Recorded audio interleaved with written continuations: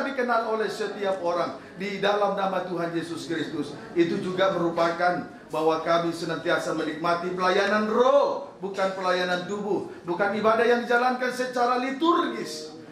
Sebab huruf itu mati, roh yang menghidupkan. Terima kasih Tuhan, terima kasih, terima kasih. Dan selanjutnya Tuhan, kami mau duduk diam dan merendahkan diri serendah-rendahnya dan membuka hati selebar-lebarnya buat firman-Mu. Biarlah firman-Mu nanti sebentar menguasai seluruh hati kami, menguasai seluruh kehidupan kami. Dia bertumbuh, berakar, menghasilkan buah 160, 30 kali lipat. Daunnya hijau, menjadi obat bagi bangsa-bangsa, terkhusus bagi tulang-tulang kering yang berada di dalam lembah kekelaman. Terima kasih. Selanjutnya hadirlah Tuhan di tengah-tengah ibadah persekutuan ini sebagai imam besar, melayani, berdoa, memperdamaikan dosa kami. Sebagai kepala gereja, mempelai pada surga, menyelamatkan tubuhmu, tanda belas kasih-Mu.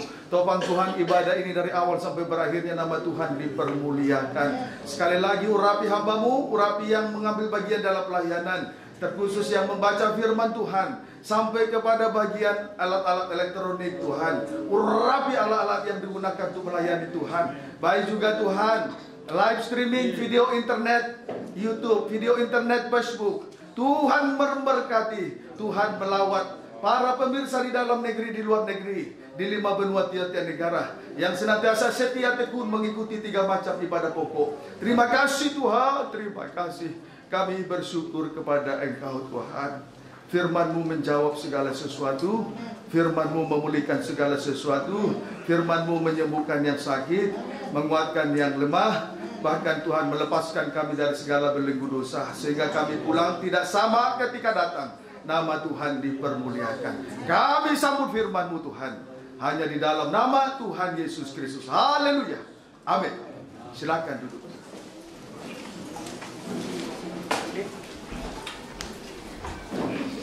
Barangkali AC boleh dihidupkan satu lagi, Pak Barita.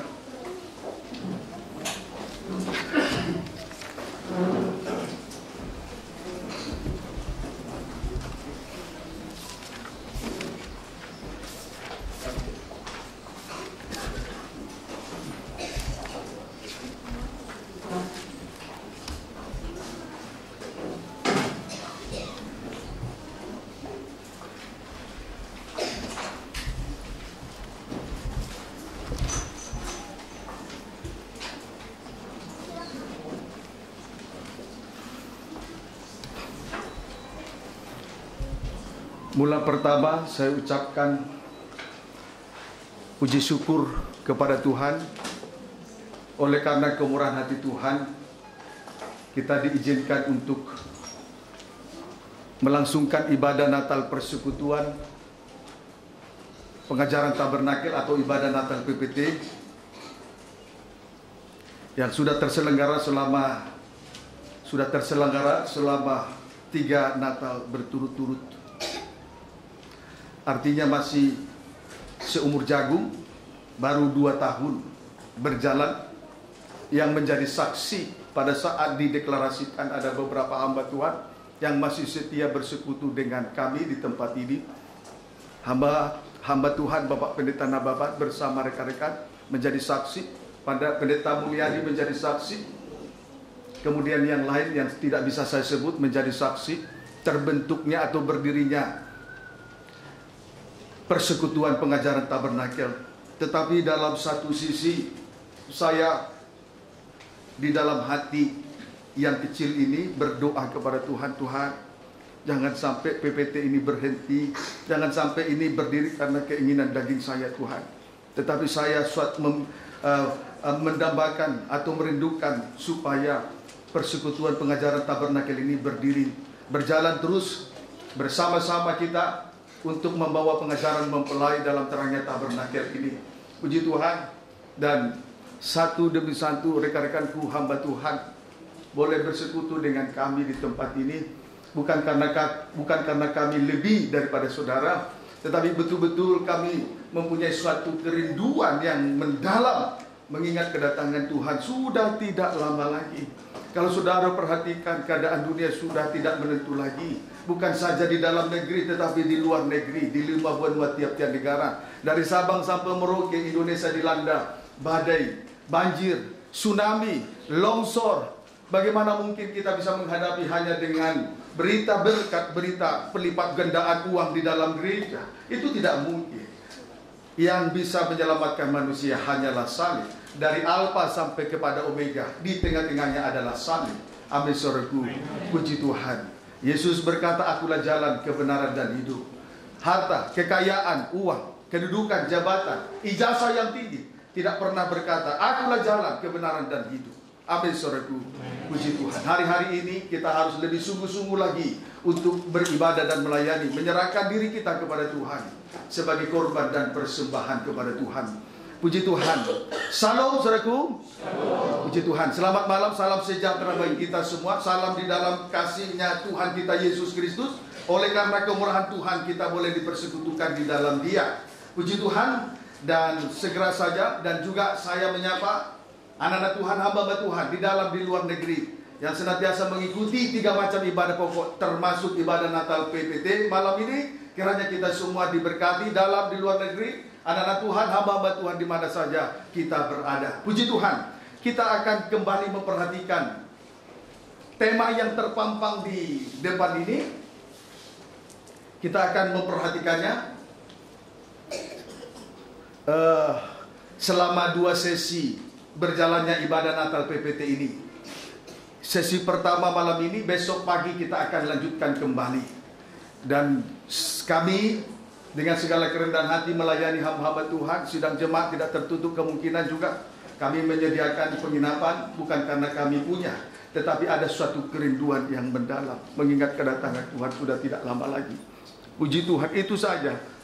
Kami tidak merasa lebih daripada hamba-hamba Tuhan, tidak. Tetapi ada kerinduan yang mendalam. Karena sasaran akhir daripada ibadah dan pelayanan ini adalah pesta nikah anak domba. Itu tidak bisa dipungkiri oleh gereja Tuhan. Wahyu 19 ayat 6 sampai dengan 8. Pesta nikah anak domba, di mana dia akan tampil sebagai raja dan mempelai pria surga. Sebab pengantinnya setelah siap sedia. Itu kerinduan kami. Jadi bukan semata-mata hanya perkara-perkara di bawah, perkara di bumi. Yang ada ini bukan, lebih daripada itu. Itu saja, tidak lebih tidak kurang.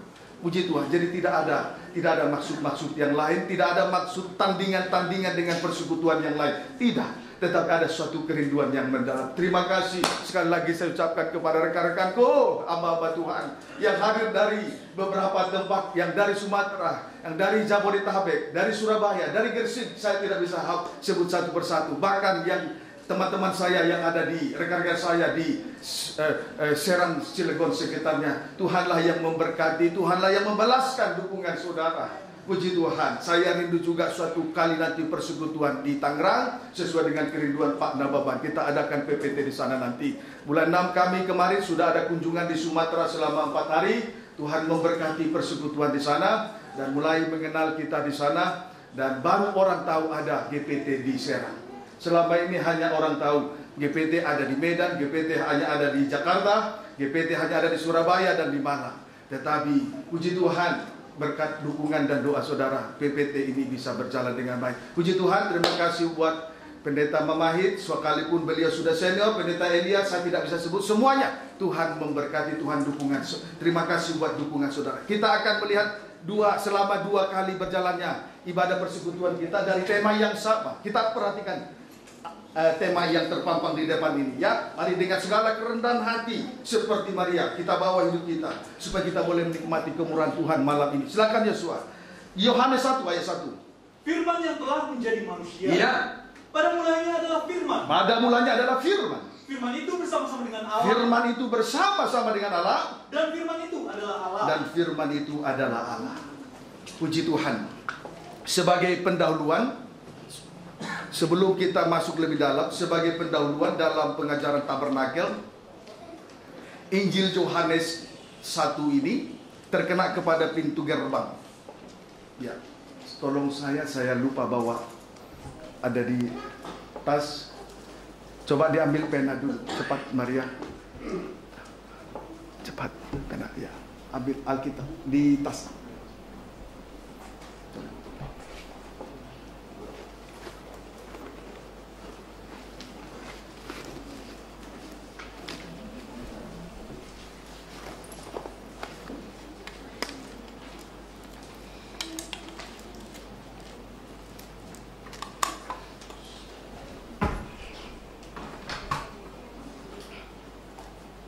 Ya, sebagai pendahuluannya, lebih dalam kita melihat ayat ini nanti. Dalam pengajaran Tabernakil, Injil Yohanes 1 ini terkena kepada pintu gerbang. Ya, yang sudah terpampang ini. Itu pintu gerbang. Arti rohani pintu gerbang adalah menerima, sama dengan percaya kepada Yesus sebagai kepala lewat Injil atau firman yang akan kita terima malam hari ini. Yohanes 1 ayat 12. Demikianlah firman Tuhan. Ya. Tetapi semua orang yang menerimanya diberinya kuasa supaya menjadi anak-anak Allah, Ya. yaitu mereka yang percaya dalam namanya. Tetapi semua orang yang menerimanya, menerima Yesus, diberinya kuasa supaya menjadi anak-anak Allah, yaitu mereka yang percaya dalam namanya. Puji Tuhan. Menerima Yesus berarti percaya di dalam namanya. Efesus 1 ayat 22 sampai 23.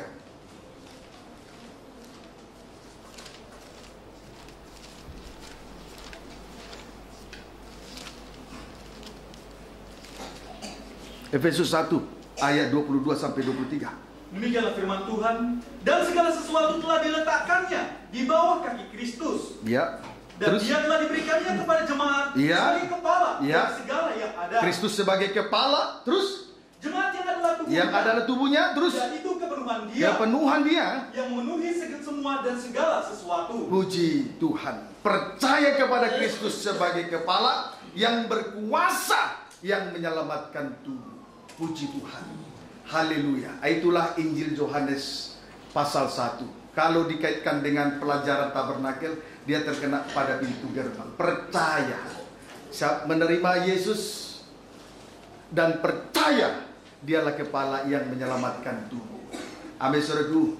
Puji Tuhan. Itu pendahuluan. Kita kembali memperhatikan Injil Yohanes 1 ayat 1. Supaya kalau kita mulai dari pintu gerbang, dia akan terus mengarah kepada pelayanan, itu akan mengarah terus sampai kepada Kristus sebagai kepala.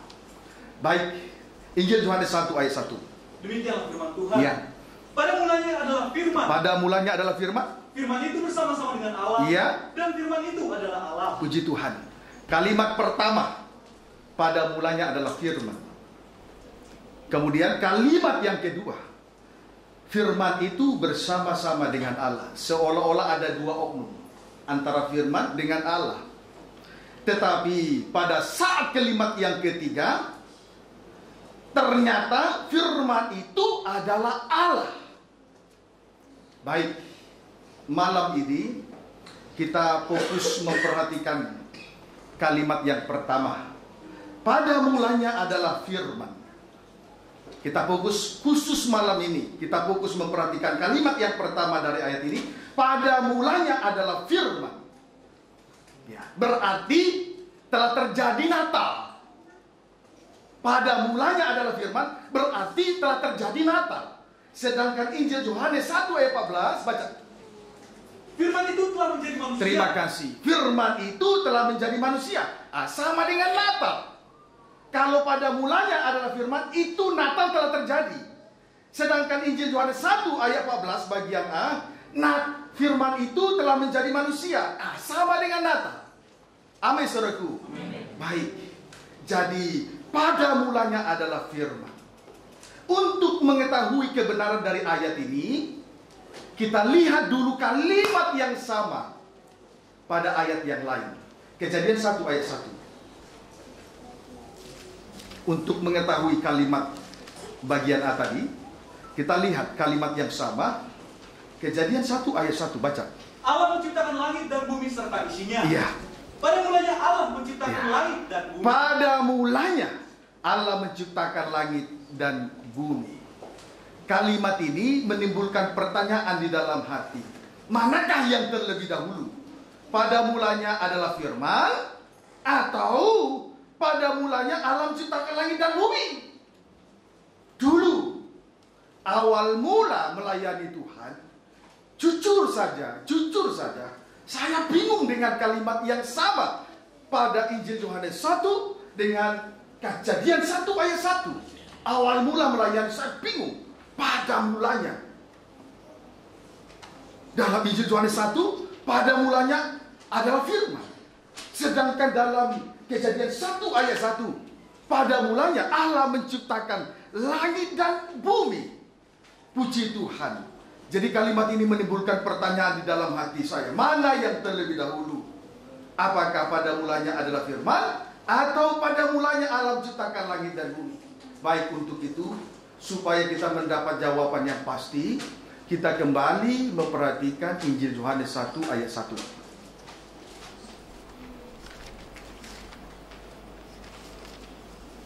Baca. Demikianlah firman Tuhan. Ya.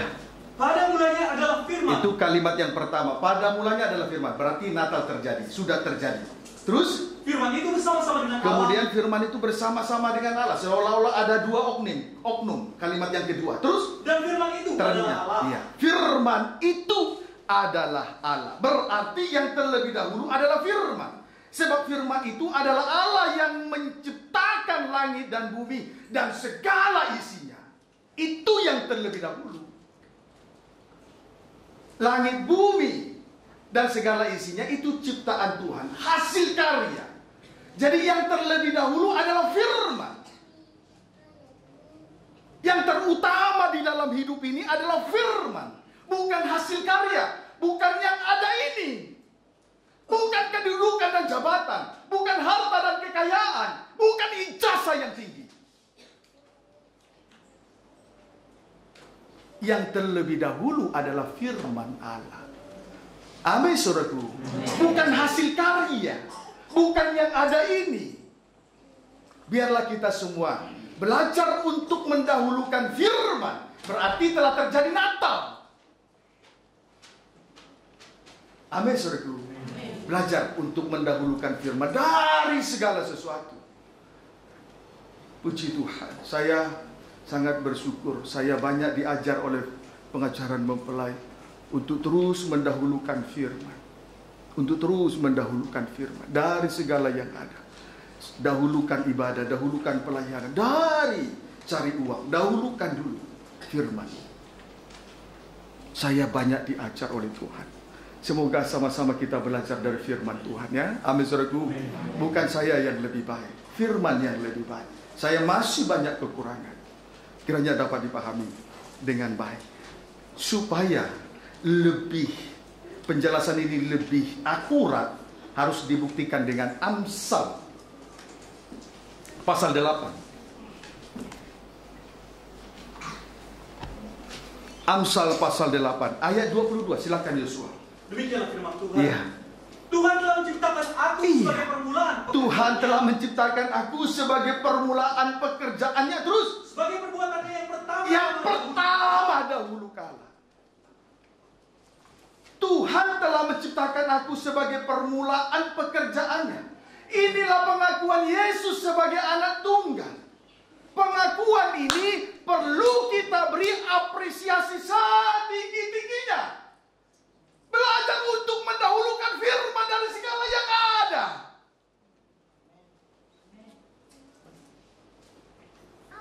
Amin, saudaraku. Puji Tuhan. Mohon jangan tersinggung dulu. Memang ini firman. Pengakuan Yesus sebagai anak tunggal. Dialah firman.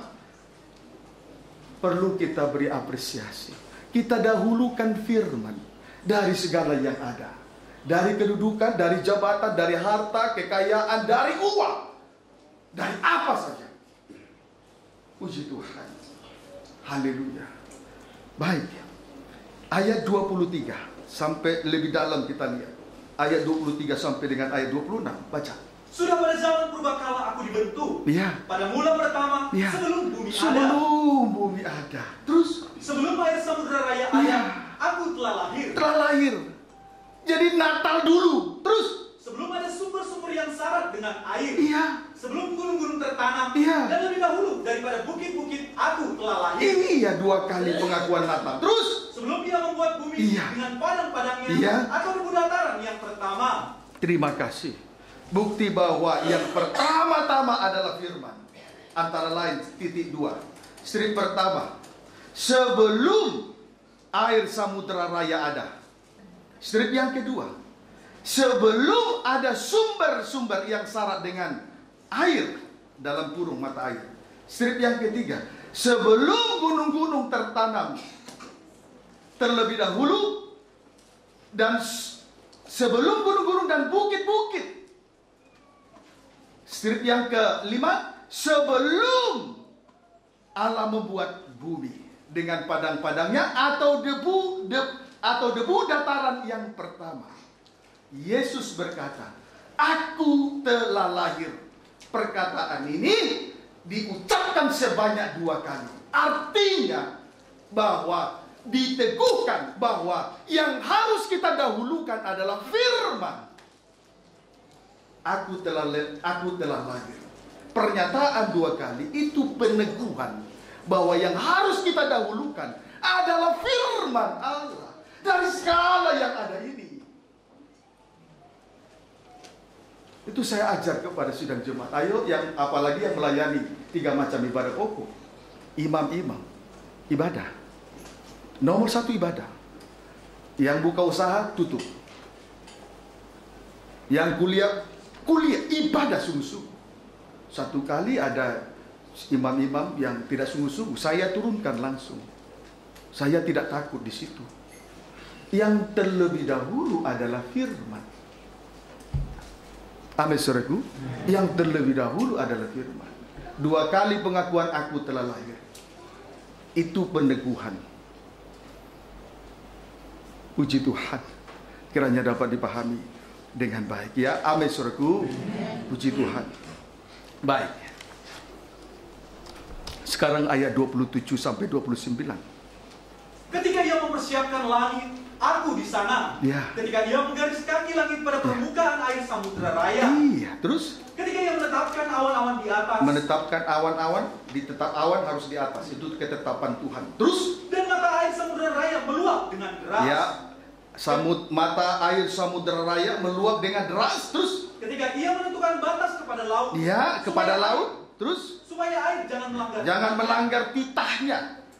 Tuhan tentukan laut. Jangan keluar dari apa yang ditentukan Tuhan, supaya jangan melanggar titahnya. Terus? Dan ketika ia menetapkan dasar-dasar bumi. Terima kasih. Puji Tuhan. Proses ketika terjadi penciptaan, antara lain, strip pertama, ketika Tuhan mempersiapkan langit. Strip yang kedua, ketika Tuhan menggariskan kaki langit pada permukaan air samudera raya. Strip yang ketiga, ketika Tuhan menetapkan awan-awan di atas. Strip yang keempat, ketika Tuhan menetapkan air samudera raya meluap dengan deras. Strip yang kelima, ketika Tuhan menentukan batas kepada laut. Strip yang keenam, ketika Tuhan menetapkan dasar-dasar bumi. Yesus berkata, aku di sana.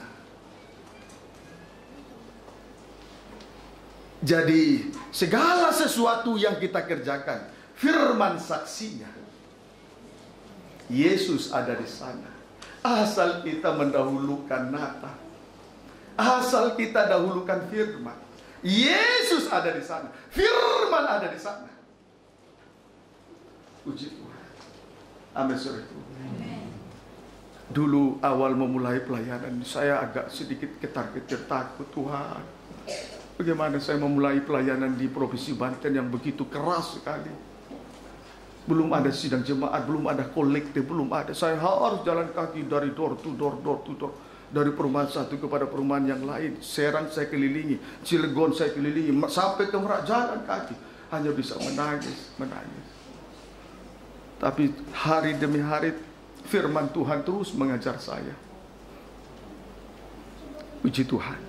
Yesus berkata, aku di sana. Jadi ketika proses penciptaan itu, saudaraku, saksinya adalah Yesus. Firman itu sendiri. Dia ada di sana. Kiranya dapat dipahami dengan baik. Amin, saudaraku. Yesus ada di sana. Firman ada di sana. Ayat 30. Aku ada sertanya sebagai anak kesayangan. Iya. Aku ada sertanya sebagai anak kesayangan. Terus? Setiap hari aku menjadi kesenangannya. Iya. Dan senantiasa bermain-main di hadapannya. Puji Tuhan. Haleluya. Yesus sebagai anak selalu bersama-sama dengan Bapa. Puji Tuhan. Dan Bapa selalu bersama dengan firman. Itu tidak boleh dilupakan. pada saat langit bumi dan segala isinya diciptakan.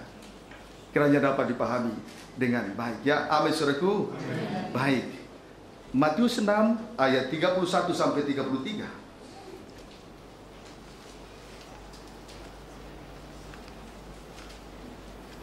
Matius 6 ayat 31 sampai dengan ayat 33. Baca. Demikianlah firman Tuhan. Iya. Hal kekhawatiran. Iya. Sebab itu janganlah kamu khawatir dan berkata, apakah yang akan kami makan? Apa yang kami makan? Apakah yang akan kami minum? Apa yang kami minum? Apakah yang akan kami Apa yang kami pakai? Terus semua itu dicari bangsa-bangsa yang tidak mengenal Allah. Antikris dikuasai Romawi. Terus Akan tetapi Bapamu yang di surga tahu bahwa kamu memerlukan semuanya itu. Terus ayat 33 terus. Tetapi carilah dahulu kerajaan Allah dan kebenarannya. Iya. Terus maka semuanya itu akan ditambahkan kepadamu. Perhatikan kalimat, tetapi cari dahulu kerajaan Allah dan kebenarannya. Itu sama dengan mendahulukan firman Tuhan.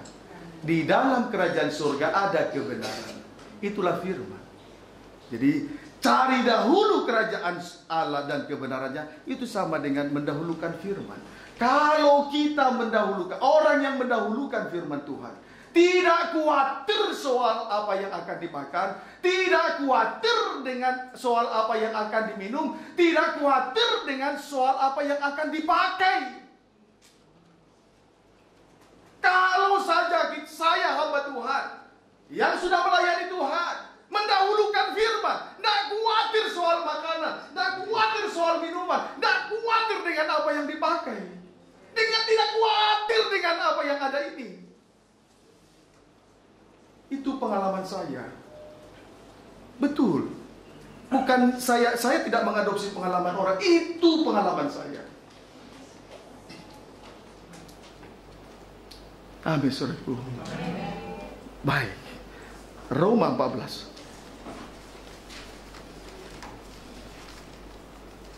Ayat 16 sampai 18.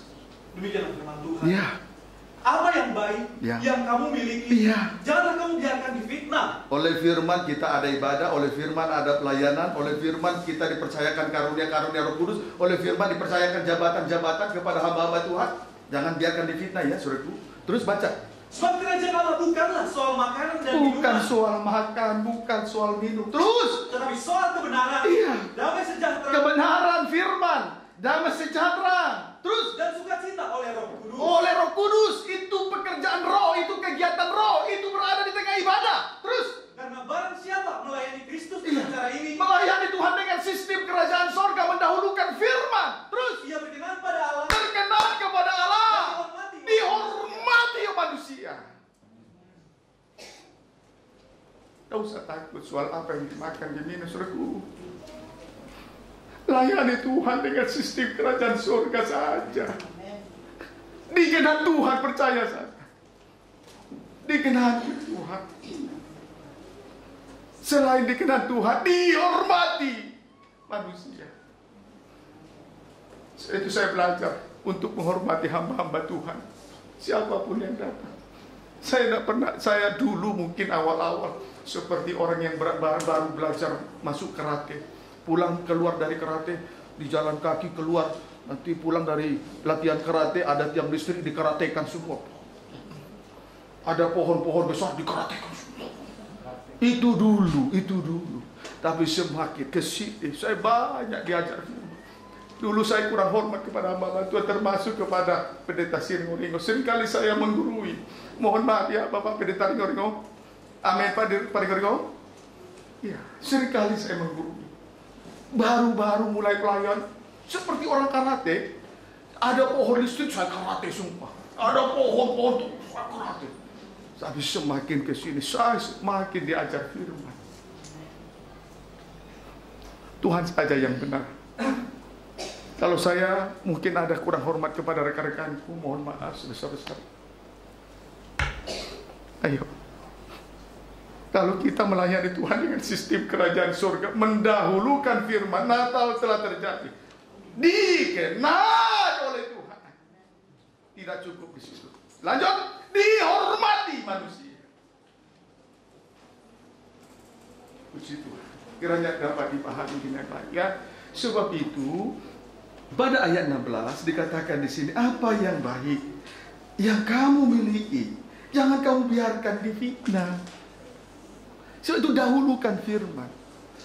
Kalau kita dahulukan yang ada ini, kita dahulukan uang, harta, kekayaan, Tuhan tidak kenal kita. Dan tidak ada yang menghormati hamba Tuhan semacam ini. Jangankan orang lain, sidang jemaat pun tidak hormat kepada gembala seperti ini. Mohon maaf ya, jangan tersinggung dulu. Puji Tuhan, kiranya dapat dipahami dengan baik. Amin, saudaraku. Haleluya.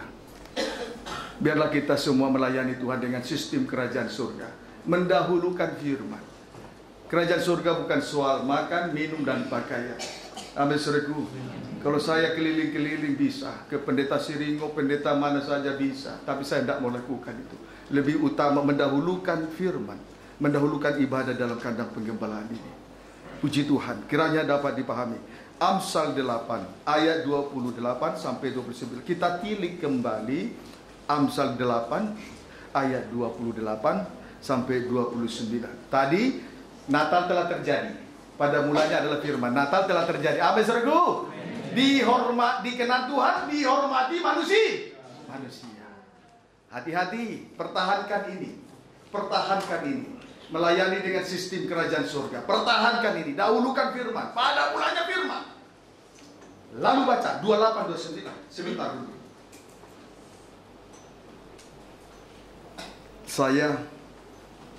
Tuhan meneguhkan hati saya dari ayat ini. Semoga juga itu menjadi berkat bagi kita semua. Baik, ayat ini, ayat 8, Amsal 8, 28, 29. Demikianlah firman Tuhan. Iya. Ketika Ia menetapkan awan-awan di atas. Iya, Tuhan menetapkan awan-awan di atas. Itu tidak boleh kemana-mana. Itu sudah ketetapan Tuhan ya. Amin, saudaraku. Terus. Dan mata air samudera raya meluap dengan deras. Tuhan tetapkan mata air samudera raya meluap dengan deras. Itu kemurahan Tuhan. Tiang awan, tiang api. Kalau tiang api disebut juga awan, segumpal awan dengan api terang. Itu harus ada di atas. Itu kemurahan. Kemudian air samudera raya meluap dengan deras. Itu kemurahan Tuhan. Itu yang sudah Tuhan tetapkan. Lalu ayat 29. Ketika Ia menentukan batas kepada laut. Nah, kemudian di sini juga Tuhan menentukan batas kepada laut. Kumpulan air. Terus supaya air jangan melanggar titahnya. Supaya air jangan melanggar titahnya. Terus dan ketika Ia menetapkan dasar-dasar bumi. Puji Tuhan. Mari kita perhatikannya baik-baik. Tuhan menentukan batas kepada laut supaya air jangan melanggar titahnya. Laut tidak boleh keluar dari batas yang telah ditentukan oleh Tuhan. Kalau keluar dari situ berarti melanggar firman. Berarti kita harus terus mendahulukan firman. Amin, saudaraku. Tujuannya supaya jangan melanggar firman Tuhan. Jadi apa yang baik yang kita miliki jangan dibiarkan difitnah orang. Amin, saudaraku. Jadi Tuhan sudah menentukan kumpulan air itu, sudah ditentukan batasnya dan tidak boleh keluar. Kalau keluar dari batas yang ditentukan itu, kalau laut itu keluar dari batas yang ditentukan itu, nanti melanggar firman. Amin, saudaraku. Kalau kita dahulukan yang ada ini, nanti kita akan melanggar firman. Nanti difitnah orang apa yang baik yang kita miliki. Amin, saudaraku. Puji Tuhan. Baik, Kejadian 1 ayat 9 sampai 10.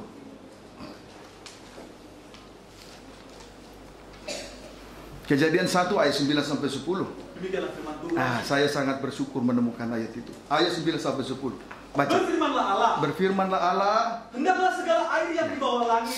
Semua air di bawah langit ini berkumpul pada satu tempat. Itu tadi sudah ditentukan toh, tidak boleh keluar. Terus sehingga kelihatan yang kering. Supaya apa? Nanti yang kering kelihatan. Tidak boleh keluar dari situ. Terus dan jadilah demikian. Itu yang Tuhan mau. Amin, saudaraku. Berarti sinkron dengan Amsal 8 ayat 28-29. Amin, saudaraku. Kita dahulukan firman. Kalau kita dahulukan yang ada ini, nanti kita langgar firman. Kita langgar firman. Itu yang baik menurut Tuhan. Terus lalu Allah menamai yang kering itu darat, Tuhan menemukan yang kering itu darat. Dan kumpulan air itu Laut. namanya laut. Disebut laut terus. Allah melihat bahwa semuanya itu baik. Iya. Allah melihat semuanya itu baik. Amin, saudaraku. Tuhan melihat itu semua baik. Jadi ketika air berkumpul pada satu tempat, kelihatanlah yang kering. Jadi ketika Tuhan menetapkan apa yang ditentukannya itu, laut tidak boleh keluar dari batasnya itu, kelihatanlah yang kering. Maka Tuhan menamai yang kering itu darat, sedang kumpulan air itu disebut laut. Lalu kemudian Allah melihat bahwa semua itu baik. Kalau kita dahulukan firman, Natal telah terjadi, semua baik. Jangan keluar dari batas yang ditentukan oleh Tuhan.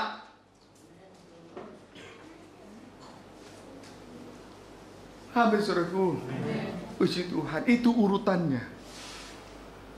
Beda kalau penginjilan, boleh silakan ayat mana saja. Tapi kita harus belajar dari urutan-urutan. Itu pengajaran mempelai. Kiranya dapat dipahami dengan baik. Puji Tuhan. Haleluya. Baik. Jadi, saudaraku, kita harus belajar di sini. Kalau Tuhan sudah tentukan batas laut, jangan keluar dari sana. Jangan dahulukan yang lain, supaya jangan melanggar titah Tuhan. Natal harus terus terjadi. Amin, saudaraku. Melayani dengan sistem kerajaan surga. Dahulukan firman. Sebab di dalam kerajaan surga ada kebenaran. Saudaraku, lewat ibadah Natal Persekutuan PPT ini, di sini Tuhan berhadirat. Inilah tahta Tuhan. Disinilah kebenaran itu kita nantikan. Maka kita belajar untuk terus mendahulukan firman dari apa yang kita terima malam ini. Amin, saudaraku. Puji Tuhan. Baik. Hati-hati, jangan keluar dari sana nanti difitnah oleh orang lain. Jangankan orang lain, jemaat sendiri bisa fitnah kita. Itu banyak terjadi. Banyak terjadi. Baca dulu Kejadian 7.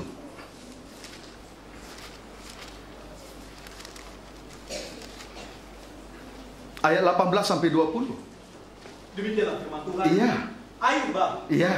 Ketika air itu makin bertambah-tambah Iya. dan naik dengan hebatnya di atas bumi, Iya. terang mengapunglah bahtera itu di muka air. Bahtera terus. Dan air itu sangat hebatnya, Iya. bertambah-tambah meliputi Ya, bumi. meliputi. Sudah tidak kelihatan lagi yang kering, tidak kelihatan lagi yang darat. Terus. Dan ditutupinya segala gunung tinggi di seluruh kolong. Bahkan gunung juga diatasi. Terus. Sampai 15 hasta di atasnya bertambah-tambah Iya. air itu. Kurang lebih 7 meter. Terus. Sehingga gunung-gunung itu ditutupinya. Iya. Terus. Lalu mati binasalah Iya. segala yang hidup, Iya. yang bergerak di bumi, Iya. burung-burung, Iya. ternak dan binatang liar, Iya. dan segala binatang merayap yang berkeriapan di bumi serta semua manusia. Terima kasih. Puji Tuhan. 18 sampai 20 saja tadi ya. Puji Tuhan. Pada zaman Nuh, air bah pernah terjadi selama 150 hari. Lalu air bah itu meliputi bumi. Bukan hanya bumi, bahkan menutupi segala gunung. Berarti dengan kata lain tidak kelihatan daratan, tidak kelihatan lagi yang kering. Kesimpulannya, air, kumpulan air telah melampaui, keluar dari batas yang ditentukan oleh Tuhan. Amin, saudaraku ya. Keluar dari batas yang ditentukan oleh Tuhan. Yang kering, darat tak kelihatan lagi. Bahkan gunung-gunung tempat beribadah pun dilewati oleh air bah itu. Puji Tuhan. Berarti sudah melampaui batas-batas yang ditentukan oleh Tuhan ya. Amin, saudaraku. Baik, baik. Sekarang lanjutlah Yosua ayat 21 sampai 24. Lalu mati binasalah segala yang hidup, Iya. yang bergerak di bumi, Iya. burung-burung, Iya. ternak dan binatang liar, Iya. dan segala binatang merayap, Iya. yang berkeriapan di bumi, Iya. serta semua manusia. Iya. Matilah segala yang ada Iya. nafas hidup dalam hidupnya, Iya. segala yang ada di darat. Iya. Demikianlah dihapuskan Allah segala yang ada, Iya. segala yang di muka bumi, Iya. baik manusia maupun hewan, Terus. dan binatang melata, Iya. dan burung-burung di udara, Iya. sehingga semuanya itu dihapuskan dari atas bumi. Dihapuskan dari atas bumi terus. Hanya Nuh yang tinggal hidup dan semua yang bersama-sama dengan dia Nih, dalam bahtera itu. 24 boleh. dan berkuasalah air itu di atas bumi 150 hari lamanya. Puji Tuhan. Pada saat kumpulan air atau laut itu keluar dari batas yang ditentukan, yang terjadi adalah kematian, kebinasaan. Matilah semua yang bernapas, manusia sampai binatang, bahkan sampai kepada burung-burung, binasa. Itu loh, kalau kumpulan air itu keluar dari batas yang ditentukan oleh Tuhan. Amin, saudaraku. Dapat dipahami ya? Semua binasa. Ini resikonya. Ini resikonya.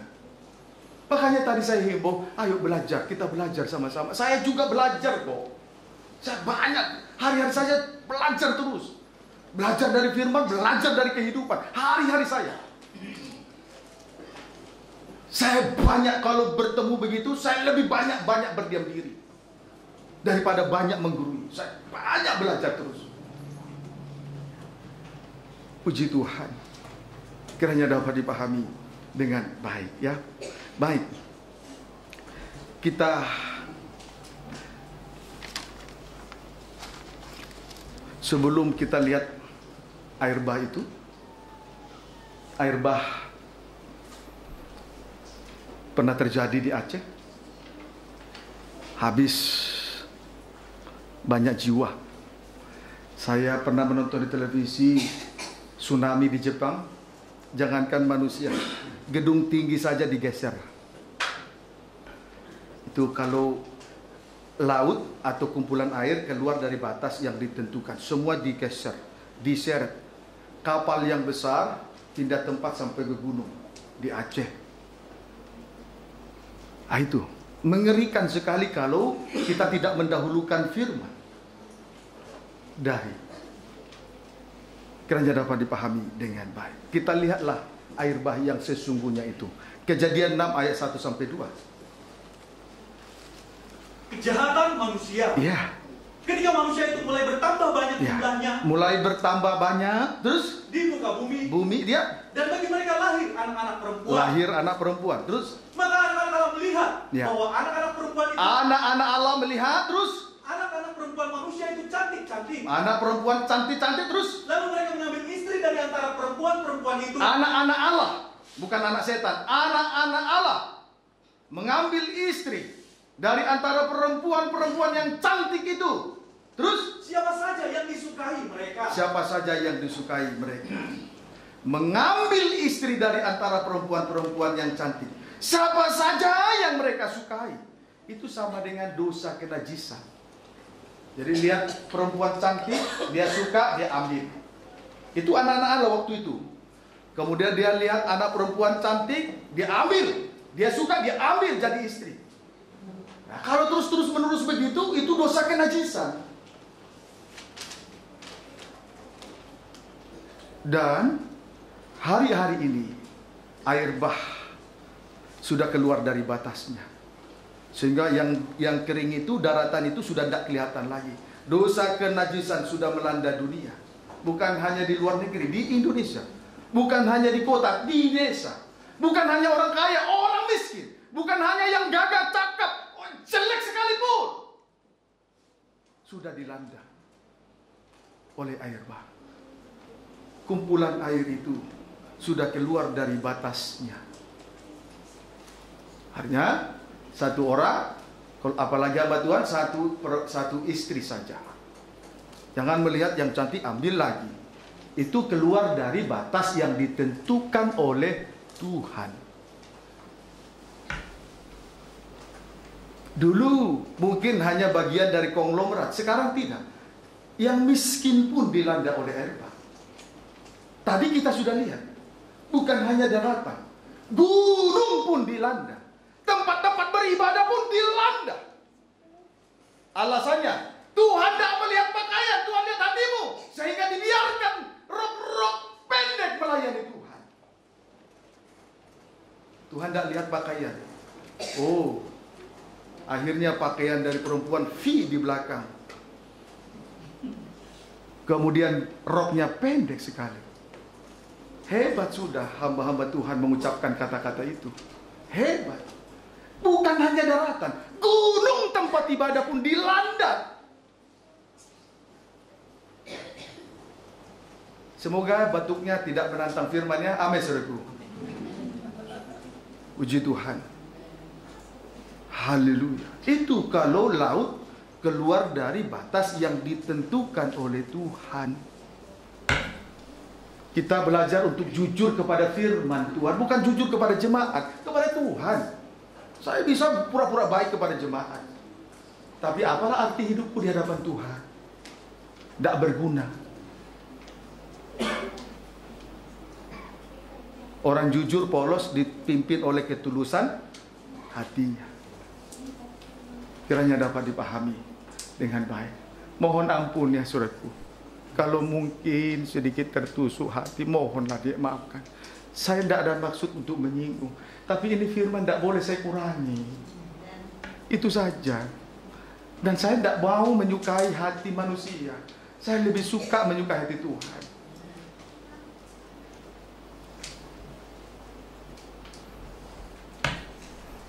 Puji Tuhan.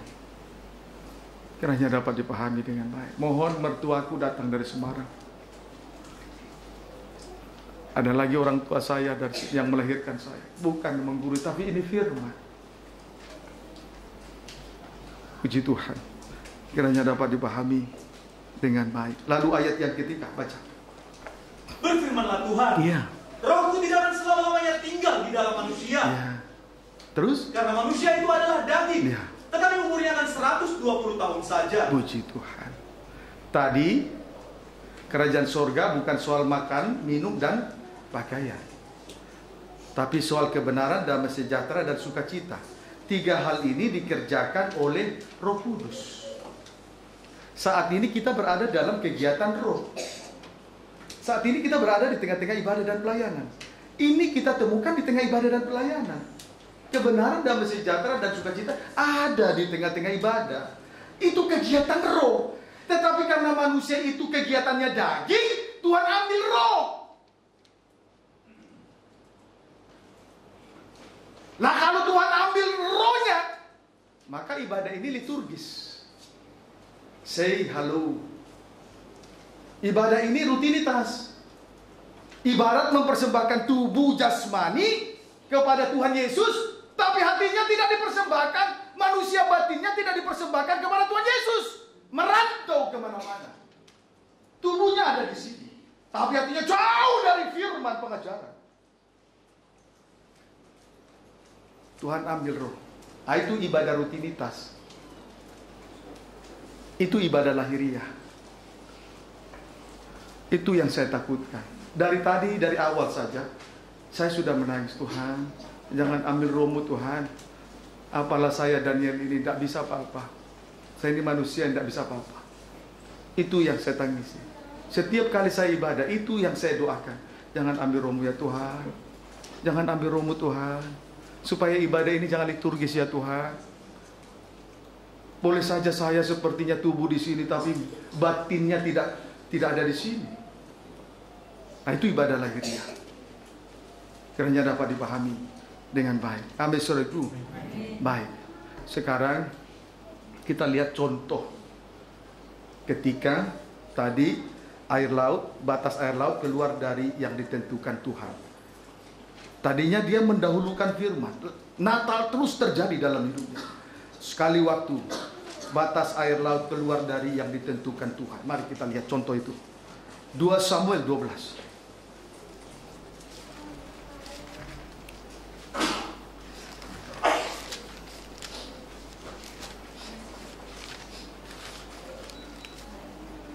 Ayat 9 sampai dengan ayat yang ke-10. Demikianlah firman Tuhan. Iya. Nathan memperingatkan Daud sehingga Daud menyesal. Kita singkatkan saja. Terus? Mengapa kau menghina Tuhan dengan melakukan apa yang jahat di matanya? Iya. Uria orang Het itu kau biarkan ditewaskan dengan pedang. Iya. Uria sebagai seorang suami dibunuh karena ada rencana jahat. Terus? Istrinya kau ambil menjadi istrimu. Itulah Batseba. Terus? Dan dia sendiri telah kau biarkan dibunuh oleh pedang Bani Amon. Terus? Oleh sebab itu, pedang tidak akan menyingkir dari keturunanmu. Pedang tidak akan menyingkir dari keturunanmu. Terus? Karena engkau telah menghina aku dan mengambil istri Uria orang Het itu untuk menjadi istrimu. Puji Tuhan. Haleluya. Saudaraku, di sini dari apa yang kita baca ini, Daud berzinah dengan Batseba. Batseba ini istri Uria orang Het. Haleluya. Lalu dengan tegas, sebelum saya lanjutkan, Daud mengambil istri Uria orang Het, itulah Batseba. Berarti kumpulan air laut telah keluar dari batas yang ditentukan oleh Tuhan. Amin, saudaraku. Puji Tuhan. Nah, konsekuensi dari dosa kenajisan ini, konsekuensi kalau laut keluar dari batas yang ditentukan oleh Tuhan, strip pertama ada dua konsekuensinya. Satu, pedang tidak akan menyingkir dari keturunan Daud. Pedang tidak akan menyingkir dari keturunan Daud. Saudaraku, Daud, setelah Daud mati, maka tahta kerajaan yang duduk di atas tahta dilanjutkan oleh Salomo, yang lahir dari rahim Batseba itu sendiri. Pendek cerita, Salomo mati, dilanjutkan dengan anaknya, itulah Rehabeam. Tapi dari sejak Rehabeam, sebetulnya seharusnya sejak Daud, harusnya pedang tidak akan menyingkir dari keturunan Daud. Tetapi oleh karena janji Allah kepada Daud soal bait Allah, maka Tuhan berikanlah dulu damai sejahtera dan berkat-berkat kepada Salomo. Tetapi setelah Rehabeam jadi raja, kerajaan itu pecah menjadi dua. Yang satu Daud dengan satu suku, kerajaan Yehuda. Yang satu kerajaan Israel. Tetapi kalau kita amati, kerajaan Daud ini terus pedang tidak pernah menyingkir. Kemudian di kerajaan Israel, kerajaan Yehuda yang duduk di atas tahta tetap keturunan Daud, tidak bisa beralih kepada siapapun. Tetapi kerajaan Israel, raja yang duduk di atas tahta itu silih berganti. Jadi sistemnya kudeta. Siapa yang kuat itu jadi raja. Jadi pedang tidak pernah berhenti menyingkir dari keturunan Daud.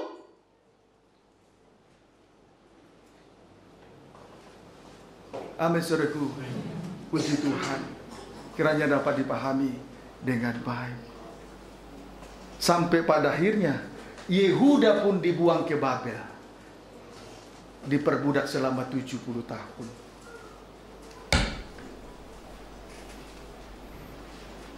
Itu konsekuensi kalau batas laut keluar dari yang ditentukan oleh Tuhan. Itu yang pertama. Yang kedua, konsekuensi kedua, malapetaka menimpa keluarga Daud. Malapetaka menimpa keluarga Daud.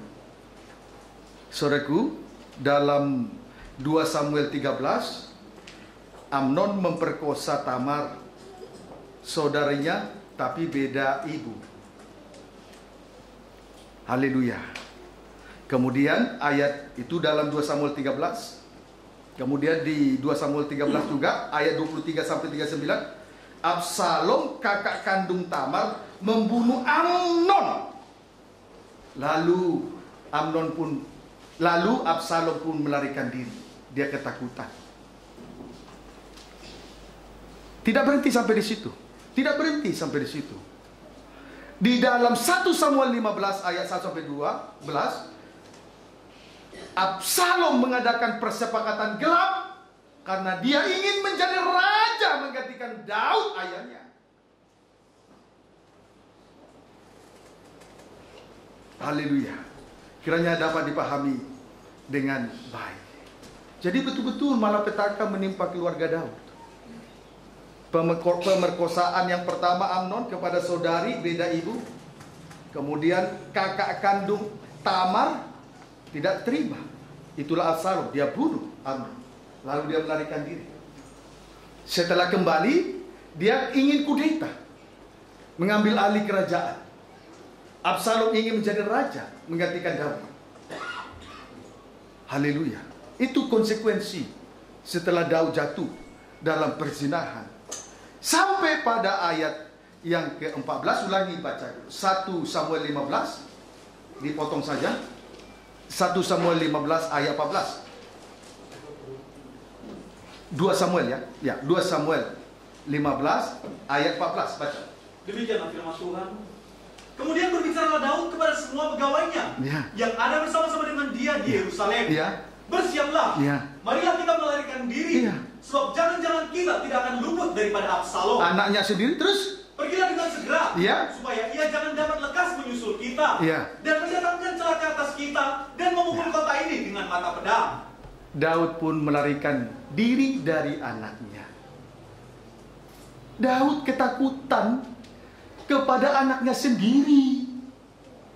Jadi betul-betul malapetaka itu menimpa keluarga Daud. Itu konsekuensi yang kedua. Kemudian 2 Samuel 18 ayat 1 sampai 8, Absalom terpukul kalah dan mati. Daud pun mengalami kesedihan. Akhir dari sebuah episode yang sangat mengerikan sekali.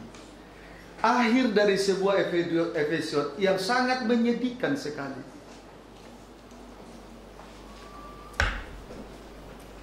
Itu konsekuensi kalau laut keluar dari batas yang ditentukan oleh Tuhan. Sebab itu saya menghimbau kembali, marilah kita belajar untuk mendahulukan firman. Firman itu menyatakan yang tidak ada menjadi ada. Itu saya alami. Saya tidak perlu sebut berkat-berkat jasmani yang saya terima. Itu yang saya alami. Sampai akhirnya Tuhan pun percayakan pelayanan ini. Walaupun tubuh kami di sini, tetapi pelayanan ini sampai ke mancanegara, 5 benua tiap negara. Itu kemurahan Tuhan. Tiap bulan 3.000 selalu mengikuti kami. 3.000 jiwa dari luar negeri.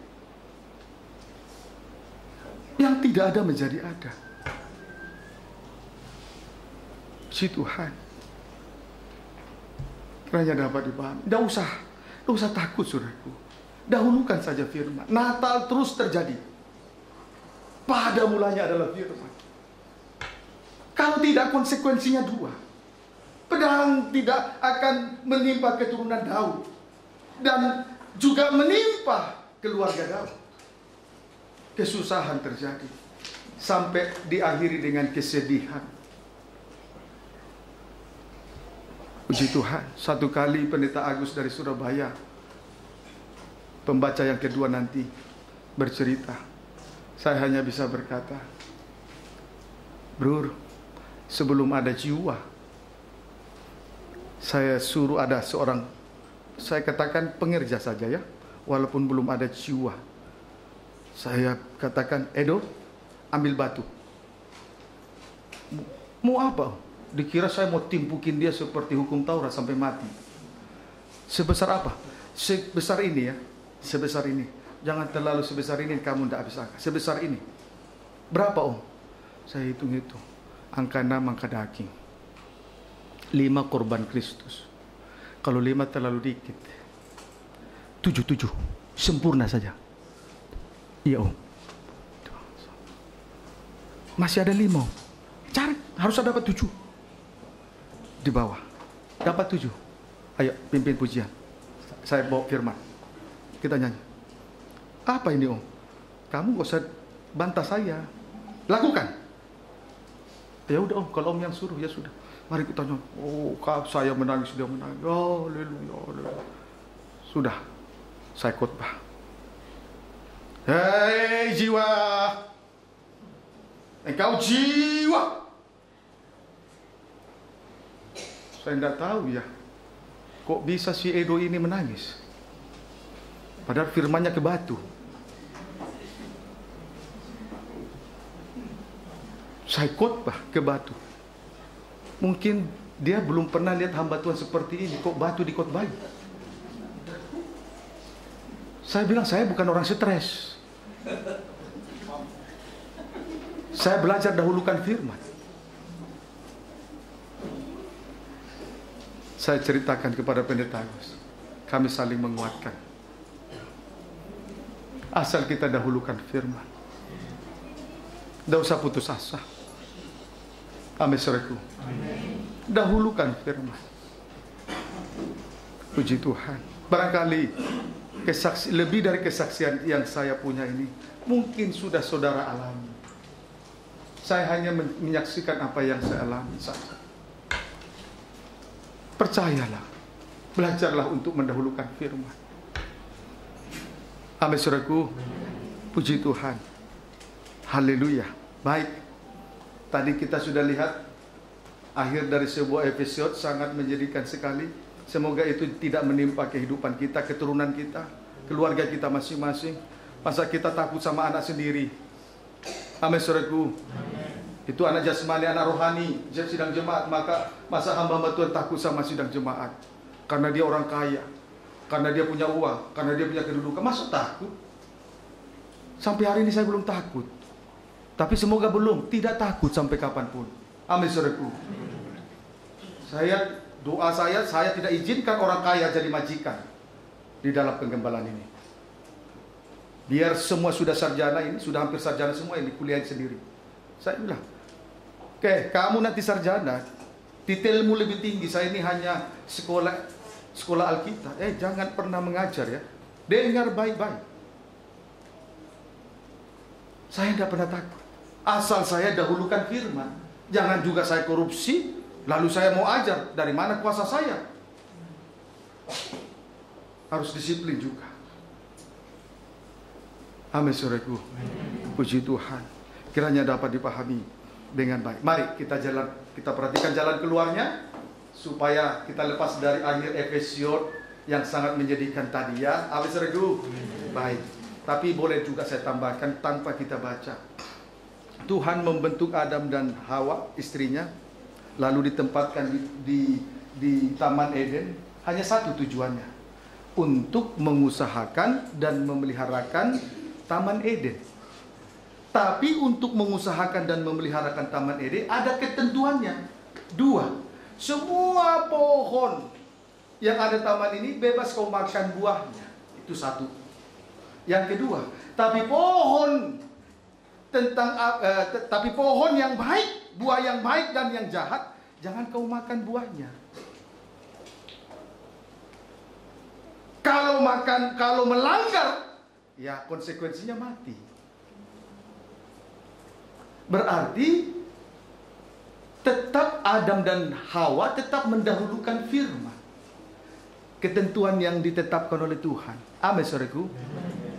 Jadi sidang jemaat, imam-imam juga harus tetap mengikuti ketentuan-ketentuan yang ada di dalam penggembalaan.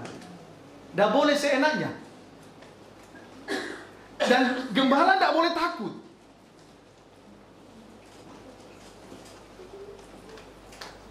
Saya yakin kita semua tidak takut, karena kita belajar mendahulukan firman. Amin, saudaraku. Kita mengusahakan Taman Eden dengan segala ketentuan yang ada. Puji Tuhan. Tetapi begitu keluar dari batas yang ditentukan Tuhan, Adam telanjang. Setelah telanjang, Adam ketakutan. Apa ciri ketakutan? Suka menyembunyikan dosa. Setelah itu diusir dari Taman Eden. Yang ada kesedihan, ratap tangis dan duka cita. Akhir episode ini kita sudah lihat dialami oleh Daud. Mari kita lihat jalan keluarnya sekarang. Injil Yohanes 1 ayat 14.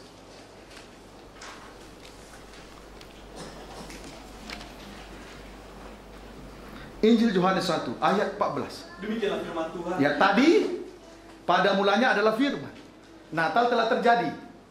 Tapi rupanya batas air laut keluar dari batas yang ditentukan. Amin, saudaraku. Akhirnya kesedihan, duka cita, bahkan sampai kepada kematian nantinya. Sebab upah dosa maut. Jangan itu dibiarkan. Ayo kita perhatikan jalan keluarnya. Injil Yohanes 1 ayat 14, baca. Demikianlah firman Tuhan. Ya. Firman itu telah menjadi manusia. Iya. Firman itu telah menjadi manusia. Natal itu Yesus lahir. Jadi firman menjadi manusia itu Natal telah terjadi kembali. untung ada ayat 14 ini. Kalau hanya ayat 1 tanpa 14, habis kita. Amin, saudaraku. Ayat 1 tanpa ayat 14, habis kita. Memang sudah terjadi Natal. Pada mulanya adalah Natal telah terjadi, tapi sudah rusak. Berakhir dengan kesedihan.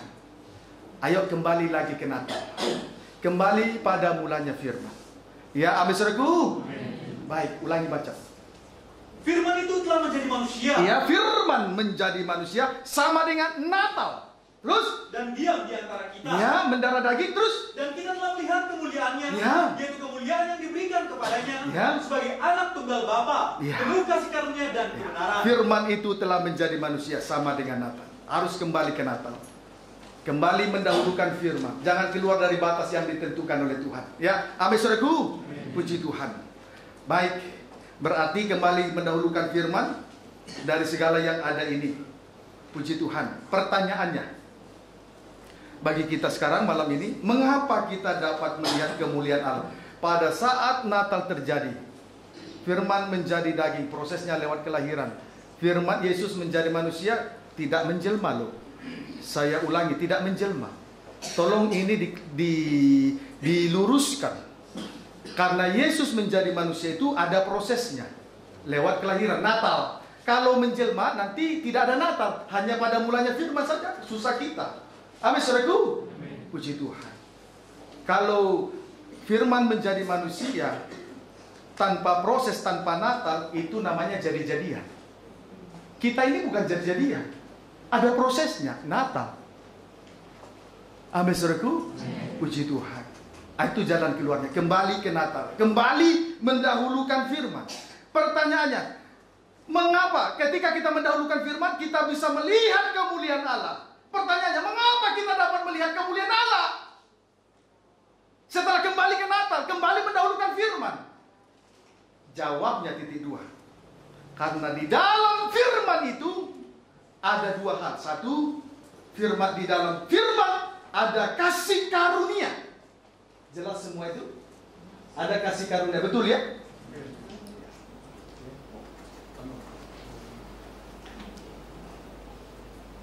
Ada kasih karunia. Firman itu penuh kasih karunia. Kemudian firman itu penuh kebenaran. B, atau yang kedua, firman itu, di dalam firman itu ada kebenaran. Di dalam Natal ada kebenaran. Ada kasih karunia, ada kebenaran. Puji Tuhan. Amin, saudaraku. Mengapa ketika kita kembali ke Natal, kita bisa melihat kemuliaan Allah? Jawabnya, di dalam Natal, di dalam firman, ada 1, kasih karunia, 2, ada kebenaran. Mari kita lihat, kita ikuti kedua hal ini. Tentang kasih karunia.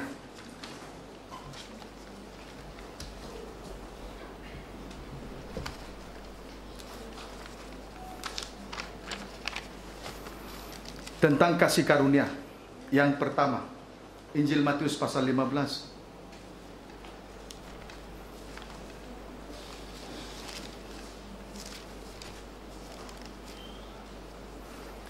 Ayat 21 sampai 24. Demikianlah firman Tuhan. Iya.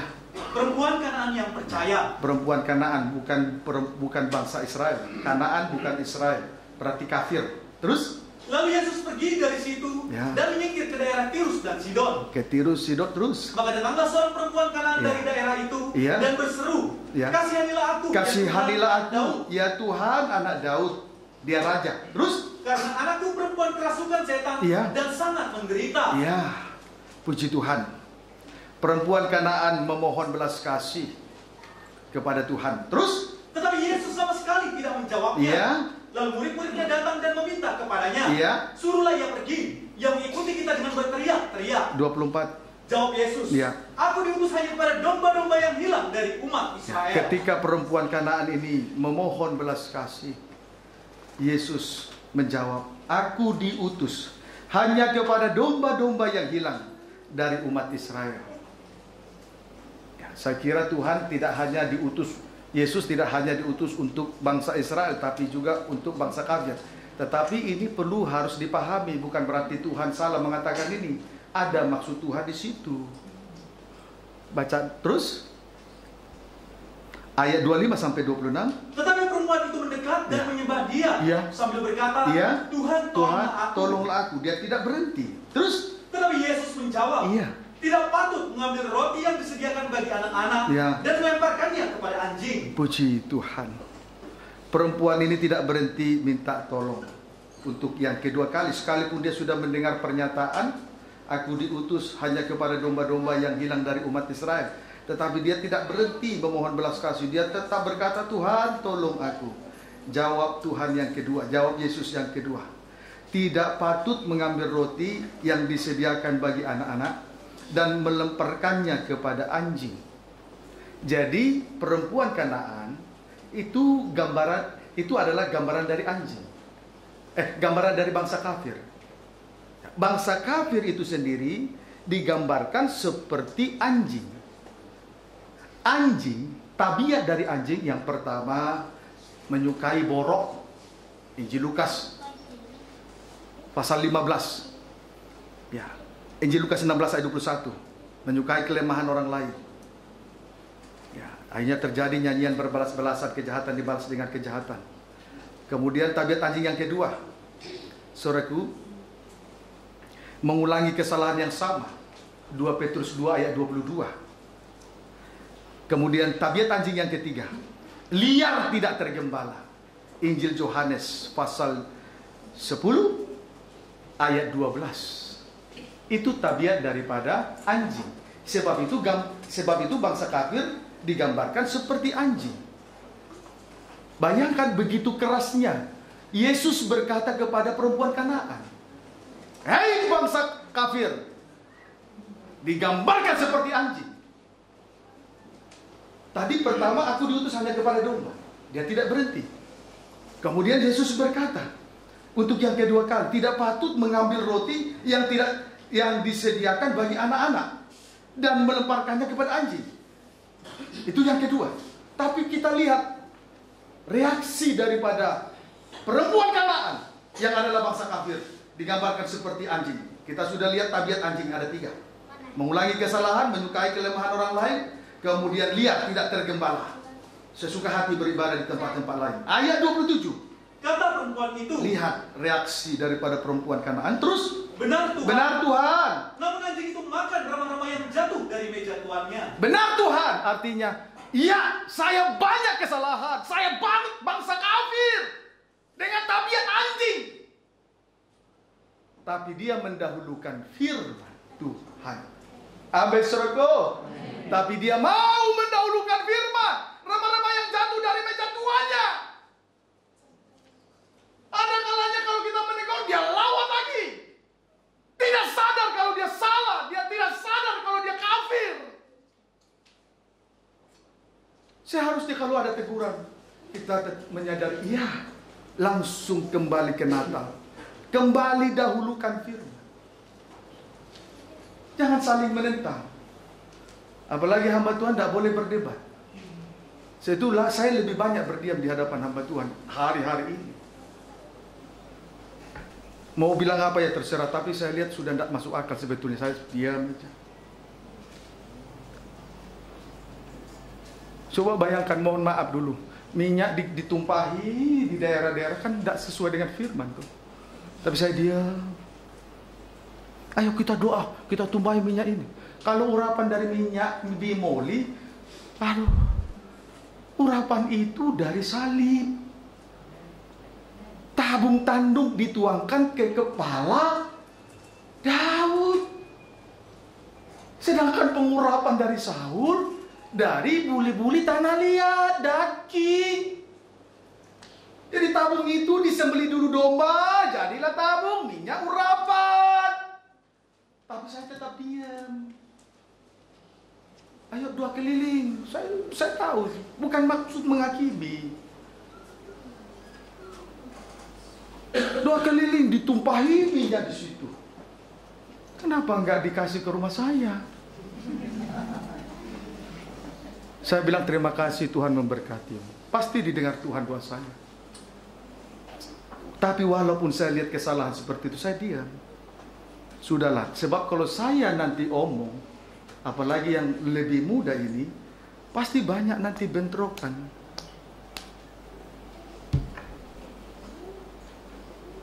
Puji Tuhan, kiranya dapat dipahami dengan baik ya. Amin saudaraku. Puji Tuhan. Haleluya. Kemudian ayat 28. Maka Yesus menjawab dan berkata kepadanya, ya. Hai ibu, besar imanmu, maka jadilah kepadamu seperti yang kau kehendaki. Dan seketika itu juga anaknya sembuh. Kalau kita belajar untuk mendahulukan iman, mendahulukan firman dengan tindakan iman, semua selesai. Semua selesai. Itulah kasih karunia. Yang tidak layak, kasih karunia itu sama dengan kemurahan. Sama dengan yang tidak layak menjadi layak. Bangsa kafir mendapat firman itu kemurahan. Lanjut lagi, bangsa kafir menerima kesembuhan itu kemurahan double.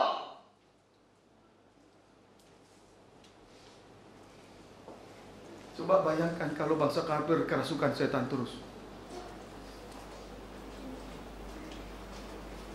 Tapi kemurahan dirasakan oleh bangsa kafir. Pertama-tama firman ditujukan kepada Israel, bukan kepada kafir. Tapi akhirnya kafir mendapatkan firman, itu kemurahan. Lalu mendapat kesembuhan lepas dari kerasukan setan. Amin saudaraku. Ini kasih karunia yang pertama. Kasih karunia yang kedua,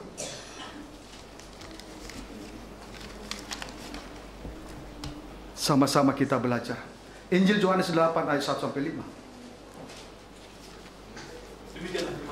Injil Yohanes 8 ayat 1-5 dulu. Ya, baca. Perempuan yang berzina. Supaya kita mengenal kasih karunia tadi. Kenapa di dalam kemuliaan ada kenapa di dalam firman ada kemuliaan? Karena di dalam firman ada kasih karunia. Ini kasih karunia yang kedua. Kita lihat dulu.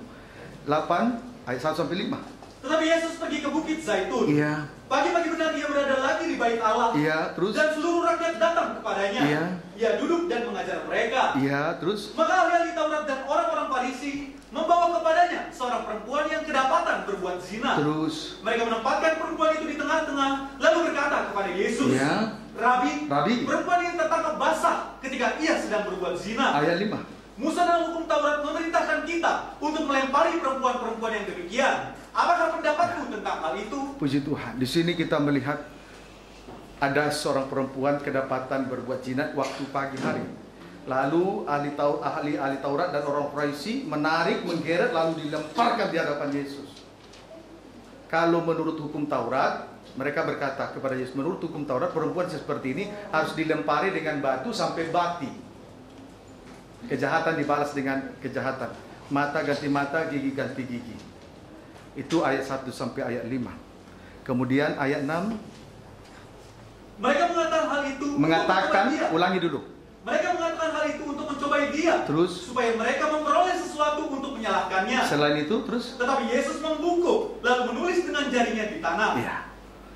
Setelah mendengar pertanyaan, apakah pendapatmu tentang itu? Yesus tidak bicara. Ya, amin saudaraku. Yesus tidak bicara. Tapi langsung reaksi. Reaksinya Yesus langsung membungkuk lalu menulis dengan jarinya di tanah.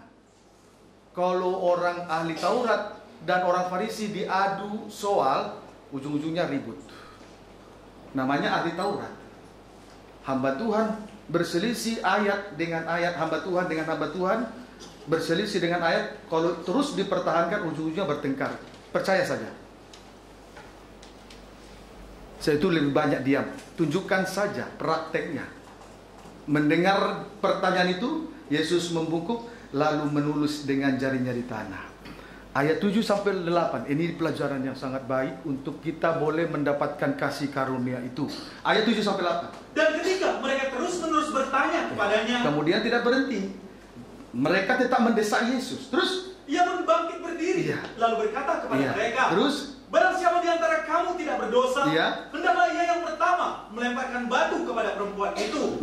Terus, lalu ia membungkuk pula dan menulis di tanah. Kemudian karena dia didesak terus, tidak ada jawaban yang memuaskan bagi ahli Taurat dan orang Farisi. Lalu Yesus bangkit. Dan kemudian ulangi dulu. Barang siapa? Barang siapa di antara kamu tidak berdosa, hendaklah yang pertama melemparkan batu kepada perempuan itu. Iya, terus? Lalu ia membungkuk pula dan menulis di tanah. Puji Tuhan. Setelah dia didesak, Yesus berkata, barang siapa di antara kamu tidak berdosa, hendaklah ia yang pertama melemparkan batu kepada perempuan itu. Setelah mengucapkan kata-kata itu, Yesus kembali membungkuk lalu menulis dengan ujung jarinya. Itu saja sudah. Tidak perlu diajak berdebat. Kalau benar, engkau benar, ya lempar saja. Lalu Yesus membungkuk dan menulis kembali. Itu saja sudah titik. Tidak usah, Yesus tidak perlu berbantah, hukum Taurat begini, begitu. Hukum yang sekian, hukum. Enggak, di sini. Nah, marilah kita sarjana hukum. Kalau memang mau begitu saja, tidak perlu supaya kita mendapat bagian dari kasih karunia itu. Kalau memang kamu tidak merasa berdosa, ya lempar, lalu kembali membungkuk menulis dengan jarinya di tanah. Sudah titik. Itu saja bagian hamba Tuhan. Kiranya dapat dipahami dengan baik. Ayat 9. Tetapi setelah mereka mendengarkan perkataan itu, pergilah mereka seorang demi seorang, mulai dari yang tertua. Akhirnya tinggallah Yesus seorang diri dengan perempuan itu yang tetap di tempatnya. Puji Tuhan. Tanpa kata, tanpa berselisih, tanpa gontok-gontokan, tanpa ngotot. Ahli Taurat yang disebut mengerti tentang Taurat dan juga ahli Farisi, orang yang intelektual, orang hebat, mengundurkan diri satu persatu. Jadi orang hebat, orang pintar, ahli tidak perlu dilawan dengan kepintaran. Tunjukkan saja salib. Kalah kita kalau melawan orang pintar dengan ngotot. Supaya kasih karunia bagian kita, ya, amin saudaraku. Kan tujuan kita kasih karunia tuh, bukan yang apa-apa. Terus lalu Yesus bangkit berdiri dan berkata kepadanya, hai perempuan, di manakah mereka? Tidak adakah seorang yang menghukum engkau? Jawabnya, tidak ada Tuhan. Terus? Lalu kata Yesus, aku pun tidak menghukum engkau. Pergilah dan jangan berbuat dosa lagi mulai dari sekarang. Setelah orang-orang itu pergi, barulah Yesus bangkit berdiri. Lalu di sini kita melihat Yesus bertanya, hai perempuan, di manakah mereka? Tidak adakah seorang yang menghukum engkau? Jawab perempuan itu, tidak ada Tuhan. Lalu kata Yesus, aku pun tidak menghukum engkau. Pergilah dan jangan berbuat dosa lagi mulai dari sekarang. Itu kasih karunia. Lepas dari hukum Taurat, mata ganti mata, gigi ganti gigi, itu kasih karunia. Tapi syarat untuk hidup di dalam kasih karunia, jangan berbuat lagi. Saya banyak salah. Di awal melayani saya banyak salah. Kasih karunia bagian saya sekarang. Karena dosa saya diampuni, tapi konsekuensinya juga banyak saya alami. Tetapi sekarang kasih karunia bagian saya. Asal jangan mengulangi lagi. Itu saja. Jangan bertahan di dalam kebodohan itu. Kasih karunia permanen. Amin saudaraku. Puji Tuhan. Kiranya dapat dipahami dengan baik. Barulah kita membaca Injil Yohanes 1 ayat 16 sampai 17. Indah sekali kalau kita nikmati. Jangan dulu kita pikirkan mau pulang. Enak kita menikmati supaya kasih karunia itu permanen. Ya, amin saudaraku. Puji Tuhan. Kita belajar kalah kepada firman. Tundukkan saja daging ini kepada firman. Puji Tuhan. Injil Yohanes 1 ayat 16 sampai dengan 17. Demikianlah firman Tuhan. Ya. Karena dari kepenuhannya kita semua telah menerima kasih karunia demi kasih karunia. Dari kepenuhan Yesus Kristus kita menerima kasih karunia demi kasih karunia. Dari kasih karunia yang satu kita dibawa kepada kasih karunia yang lain. Dulu dosa-dosa sudah berhenti, kasih karunia. Kemudian masih ada sisa lain, dosa lain. Lalu berhenti, dosa mencuri, kasih karunia. Terus dosa marah berhenti, dosa berhenti. Dari kasih karunia satu terus dibawa kepada kasih karunia yang lain. Terus sampai kepada kesempurnaan. Amin saudaraku. Puji Tuhan. Dulu dusta, terhapus, tidak lagi, sudah bertobat, kasih karunia. Tapi masih ada dosa lain, kebencian. Satu lagi dihapus, kasih karunia. Dosa merasa diri hebat, dihapus satu lagi. Terus kasih karunia satu, terus sampai kepada kasih karunia yang lain. Sampai sempurnalah kasih karunia itu. Dan oleh kasih karunia itulah kita dimampukan untuk melayani Tuhan. Barang siapa dosanya banyak, dosa yang banyak itu dia ampuni, dia banyak berbuat kasih. Sedikit diampuni, sedikit berbuat baik. Amin, saudaraku. Kita lihat perempuan yang terkenal berbuat dosa. Simon si kusta mengundang perempuan makan. Orang kaya begitu. Apalagi orang intelek. Orang Simon ini orang Farisi, tapi kusta. Kusta itu putih. Mengundang Yesus makan. Tapi hanya sebatas mengundang makan. Orang kaya kelebihannya begitu. Setelah itu baru seenaknya ngomong di situ. Hati-hati ya, amin saudaraku. Kita ini semua punya sidang jemaat. Hati-hati dengan itu. Oh, makan dong. Kita juga hamba Tuhan ya, jangan juga setelah kita traktir lalu seenaknya ngomong, seenaknya. Hati-hati. Tapi perempuan di kota itu ada seorang perempuan yang terkenal berbuat dosa. Banyak orang berbuat dosa tapi belum tentu terkenal. Tapi ini terkenal karena dosa, berarti luar biasa dosanya. Setelah dia dengar Yesus ada di rumah orang Simon si kusta, orang Farisi, dia bertindak 3 hal. Membasahi kaki Yesus. Itu yang pertama. Dengan air mata, lalu disekanya dengan rambutnya. Yang pertama. Yang kedua, tidak berhenti mencium kaki Yesus. Yang ketiga, membuka buli-buli pualam berisi minyak yang berharga. Diurapi kaki Yesus. 3 hal. Lalu melihat situasi itu, Simon si kusta bertanya-tanya dalam hati. Kalau dia ini nabi, pasti dia tahu ini perempuan ini najis sekali ini. Yesus tahu. Yesus tahu bahwa Simon si kusta ini merasa diri paling benar. Saudaraku, kusta itu putih tapi penyakit. Kebenaran diri sendiri itu penyakit. Amin, saudaraku. Lalu Yesus berkata lanjut, karena Tuhan tahu isi hati. Saya pun melayani, Tuhan tahu isi hati saya. Tujuan saya apa? Tuhan tahu. Lalu Tuhan berkata, Simon, ada 2 orang berhutang kepada si pelepas uang. 1 orang 50 dinar, 1 orang 500 dinar. Tapi karena dua-duanya tidak bisa membayar hutangnya, siapa kira-kira yang paling mengasihi dari antara 2 orang itu? Simon si kusta tahu. Saya kira orang yang banyak dosanya, utangnya yang utangnya banyak itu banyak berbuat kasih. Yesus berkata, tepat apa yang kamu katakan. Secara logika semua kita pintar, tapi prakteknya dia tidak banyak berbuat kasih. Lalu Yesus berkata, aku datang, kamu tidak menyambut aku dengan mencium pipi kiri dan pipi kanan. Tapi dari tadi dia tidak berhenti mencium kakiku. Hal yang wajar dia tidak dapat lakukan. Simon si kusta. Putihnya itu penyakit saja. Antara perempuan yang terkenal berbuat dosa dengan Simon si kusta, kalau diukur menurut kasih karunia, perempuan yang terkenal berbuat dosa limpah kasih karunia. Amin, saudaraku. Buktinya apa? Banyak berbuat kasih. Kiranya dapat dipahami dengan baik. Ukurannya di situ.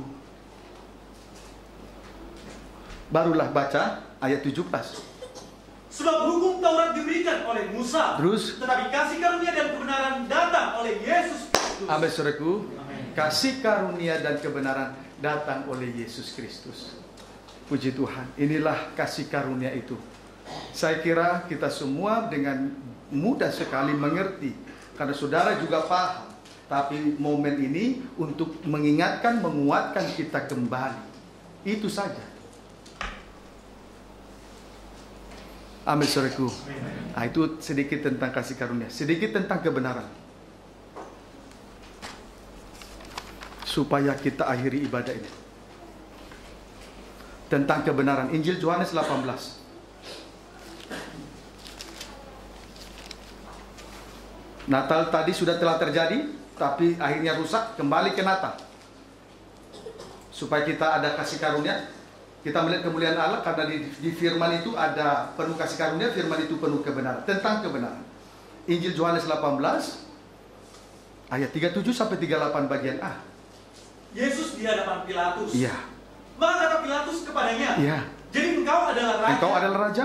Jawab Yesus. Jawab Yesus. Engkau mengatakan bahwa aku adalah raja. Engkau mengatakan aku raja. Terus? Untuk itulah aku lahir. Natal. Terus? Dan untuk itulah aku datang ke dalam dunia ini. Iya. Supaya aku memberi kesaksian tentang kebenaran. Iya. Setiap orang yang berasal dari kebenaran mendengarkan suaraku. Puji Tuhan. Haleluya. Yesus memberitahukan bahwa dia lahir untuk menyatakan diri sebagai raja. Jadi kalau ada Natal, mendahulukan firman, dia raja. Oh, jangan kiri ya. Dia raja. Amin, saudaraku. Puji Tuhan. Kemudian datang ke dunia untuk bersaksi tentang kebenaran. Jadi Yesus lahir untuk menjadi raja di bumi. Karena raja yang pertama ada raginya. Ragi Herodes membunuh anak-anak yang berumur 2 tahun di Bethlehem. Selain ada raginya, juga dia disebut di dalam Injil Lukas si serigala. Pekerjaan dari si serigala menerkam dan mencerai-beraikan kawanan domba. Itu raja. Sebelum Yesus raja. Jadi Yesus lahir supaya menjadi raja di bumi. Kita mendahulukan firman, Natal terjadi, Yesus jadi raja. Dia datang ke dunia untuk bersaksi tentang kebenaran. Tapi aneh sekali. Aneh sekali. Bukan hanya aneh sekali. Lihat ya, ulangi ayat 38. Kata Pilatus kepadanya, apakah kebenaran itu? Pilatus berkata kepada Yesus, apakah kebenaran itu? Pilatus orang besar tidak tahu tentang kebenaran. Itu yang aneh. Tetapi ada lagi yang lebih aneh. Kalau kita menolak untuk mendahulukan firman, acu tak acu saat dengar firman, itu yang lebih aneh. Kalau Pilatus itu bangsa Romawi, lah kita memang sama-sama bangsa kafir, tapi kita sudah ada di dalam kerajaan sorga. Allah bertata, di dalamnya ada kebenaran. Kalau sampai kita cuek acu tak acu kepada firman, itu yang paling aneh.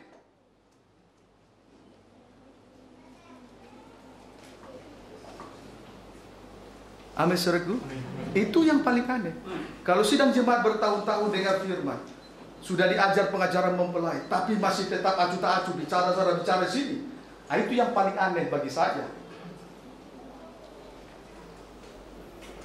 Itu saya bilang, Bro Agus duduk depan.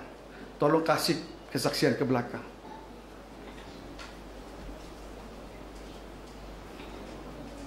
Supaya semua melihat bahwa yang di depan itu mengenal kebenaran. Puji Tuhan, kiranya dapat dipahami dengan baik. Amin, saudaraku. Baik, kita belajar lebih dalam sedikit lagi. Jangan acu tak acu, supaya jangan kita aneh di hadapan Tuhan. Sebagai bukti bahwa Pilatus betul-betul tidak mengenal kebenaran. Yang pertama, ada 3. Yang pertama, ayat 29 sampai 31. Demikianlah firman Tuhan. Baca. Ya. Sebab itu Pilatus keluar mendapatkan mereka. Ini yang pertama, setelah orang banyak, orang Yahudi datang membawa Yesus. Pilatus keluar dari singgasananya terus mendapatkan mereka dan berkata, ya, apakah tuduhan kamu terhadap orang ini? Ya. Jawab mereka kepadanya, ya, jikalau ia bukan seorang penjahat, ya, kami tidak menyerahkannya kepadamu. Kami ini tidak mungkin, orang Yahudi berkata kepada Pilatus, kami tidak mungkin menyerahkannya dia kalau dia bukan penjahat. Terus kata Pilatus kepada mereka, ya, ambillah dia dan hakimilah dia menurut hukum Tauratmu. Terus kata orang-orang Yahudi itu, ya, kami tidak diperbolehkan membunuh seseorang. Ini bukti yang pertama bahwa Pilatus tidak mengerti kebenaran. Pada saat Yesus diserahkan untuk diadili di hadapan Pilatus, Pilatus berkata, ambillah dia Hakimilah dia menurut hukum Tauratmu.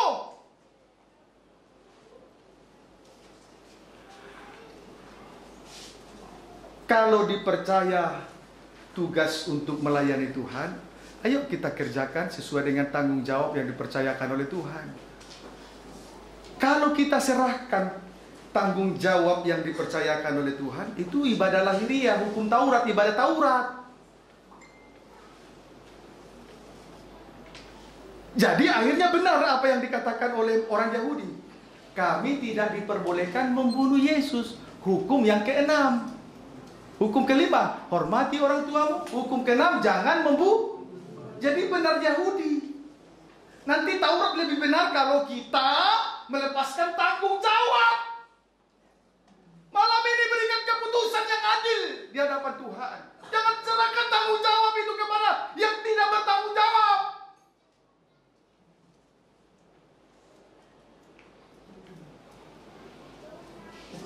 Amin, saudaraku. Puji Tuhan. Itu yang pertama. Lalu baca terus Yosua ayat 33 sampai 34. Maka kembalilah Pilatus ke dalam gedung pengadilan, lalu memanggil Yesus dan bertanya kepadanya, engkau inikah raja orang Yahudi? Ya. Jawab Yesus, apakah engkau katakan hal itu dari hatimu sendiri, atau adakah orang lain yang mengatakannya kepadamu tentang aku? Iya. Puji Tuhan. Pada saat Pilatus kembali lagi ke dalam pengadilan itu, ke gedung pengadilan, Pilatus bertanya, engkaukah raja orang Yahudi itu? Lalu jawab Yesus, apakah engkau katakan hal itu dari hatimu sendiri, atau adakah orang lain yang mengatakannya kepadamu tentang aku? Kalau tidak bertanggung jawab dengan apa yang dipercayakan oleh Tuhan, orang seperti ini mengerjakan apa yang dipercayakan oleh Tuhan, itu bukan dari hati. Bukan dari hati. Amin, saudaraku. Yesus raja loh. Di tengah-tengah kita, ini Yesus raja loh. Tapi kalau tidak bertanggung jawab, itu bukan dari hati. Amin, saudaraku. Itu kelemahan daripada kalau tidak bertanggung jawab. Kiranya dapat dipahami dengan baik. Lalu ayat 35-36. Kata Pilatus, ya, apakah aku seorang Yahudi? Ya. Bangsamu sendiri dan imam-imam kepala yang telah menyerahkan engkau kepada aku. Terus? Apakah yang telah engkau perbuat? Ya. Jawab Yesus, kerajaanku bukan dari dunia ini. Terus? Jika kerajaanku dari dunia ini, pasti hamba-hambaku telah melawan, supaya aku jangan diserahkan kepada orang Yahudi. Tetapi kerajaanku bukan dari sini. Yesus menjawab Pilatus, kerajaanku bukan di bumi, tapi di surga. Kalau kerajaan dan kebenaran, kalau kerajaan Yesus di bumi, maka hamba-hambanya Yesus akan datang membela Yesus. Itu namanya kejahatan dibalas dengan kejahatan. Jadi 2 kali Yesus mengajar Pilatus. Ambillah dia, hakimilah dia menurut hukum Taurat. Berarti tidak dari hati. Apakah dari hati yang kau berkata? Nah, tidak dari hati. Yesus mengajar dia yang pertama. Kemudian yang kedua, jawab Yesus, kerajaanku bukan dari dunia ini. Jika kerajaanku dari dunia ini, pasti hamba-hambaku telah melawan, supaya aku jangan diserahkan kepada orang Yahudi, akan tetapi kerajaanku bukan dari sini. Nah, diajar lagi tentang hal yang kedua. Kalau hukum Taurat, kejahatan dibalas dengan kejahatan. Hebat sekali Yesus mengajar Pilatus ini tentang soal perasaan, tentang soal hukum Taurat. Sesuai dengan yang dinyatakan di awal tadi. Ambillah dia, hakimi menurut hukum Tauratmu. Karena tidak dari situ hatinya.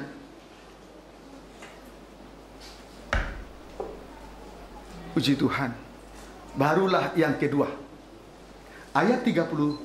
Ayat 38 bagian B sampai 39. Yesus dihukum mati. Menurut saya ini sangat menarik. Tapi semoga bagi kita semua menarik ya. Kita belajar. Saya menarik sekali ini. Setelah Tuhan berikan ayat ini, saya sangat bersyukur kepada Tuhan. Lihat bahwa memang Pilatus betul-betul tidak mengerti tentang kebenaran. Yang kedua, bukti yang kedua, ayat 38 bagian B, ayat 39. Baca. Sesudah mengatakan demikian, keluarlah Pilatus lagi mendapatkan keluar lagi dari gedung pengadilan itu, mendapati orang Yahudi, terus dan berkata kepada mereka, aku tidak mendapati kesalahan apapun padanya. Setelah ditanya, engkau ke raja itu? Tidak ada dapati kesalahan. Lalu dia keluar, aku tidak mendapati kesalahan loh. Aku tidak mendapati kesalahan. Terus, tetapi pada kamu ada kebiasaan bahwa pada Paskah aku membebaskan seorang bagimu. Maukah kamu supaya aku membebaskan raja orang Yahudi bagimu? Yang kedua ayat 39 ini, Pilatus melayani menurut kebiasaan. Kalau melayani menurut kebiasaan, biar banyak berkorban, tidak ada artinya.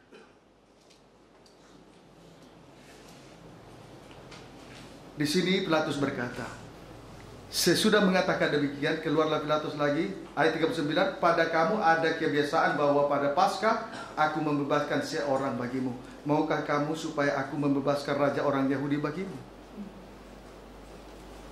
Kalau melayani dengan kebiasaan, biar berkorban Paskah, disembelih, tidak ada artinya. Kalau kebiasaan, harus dengan tanggung jawab.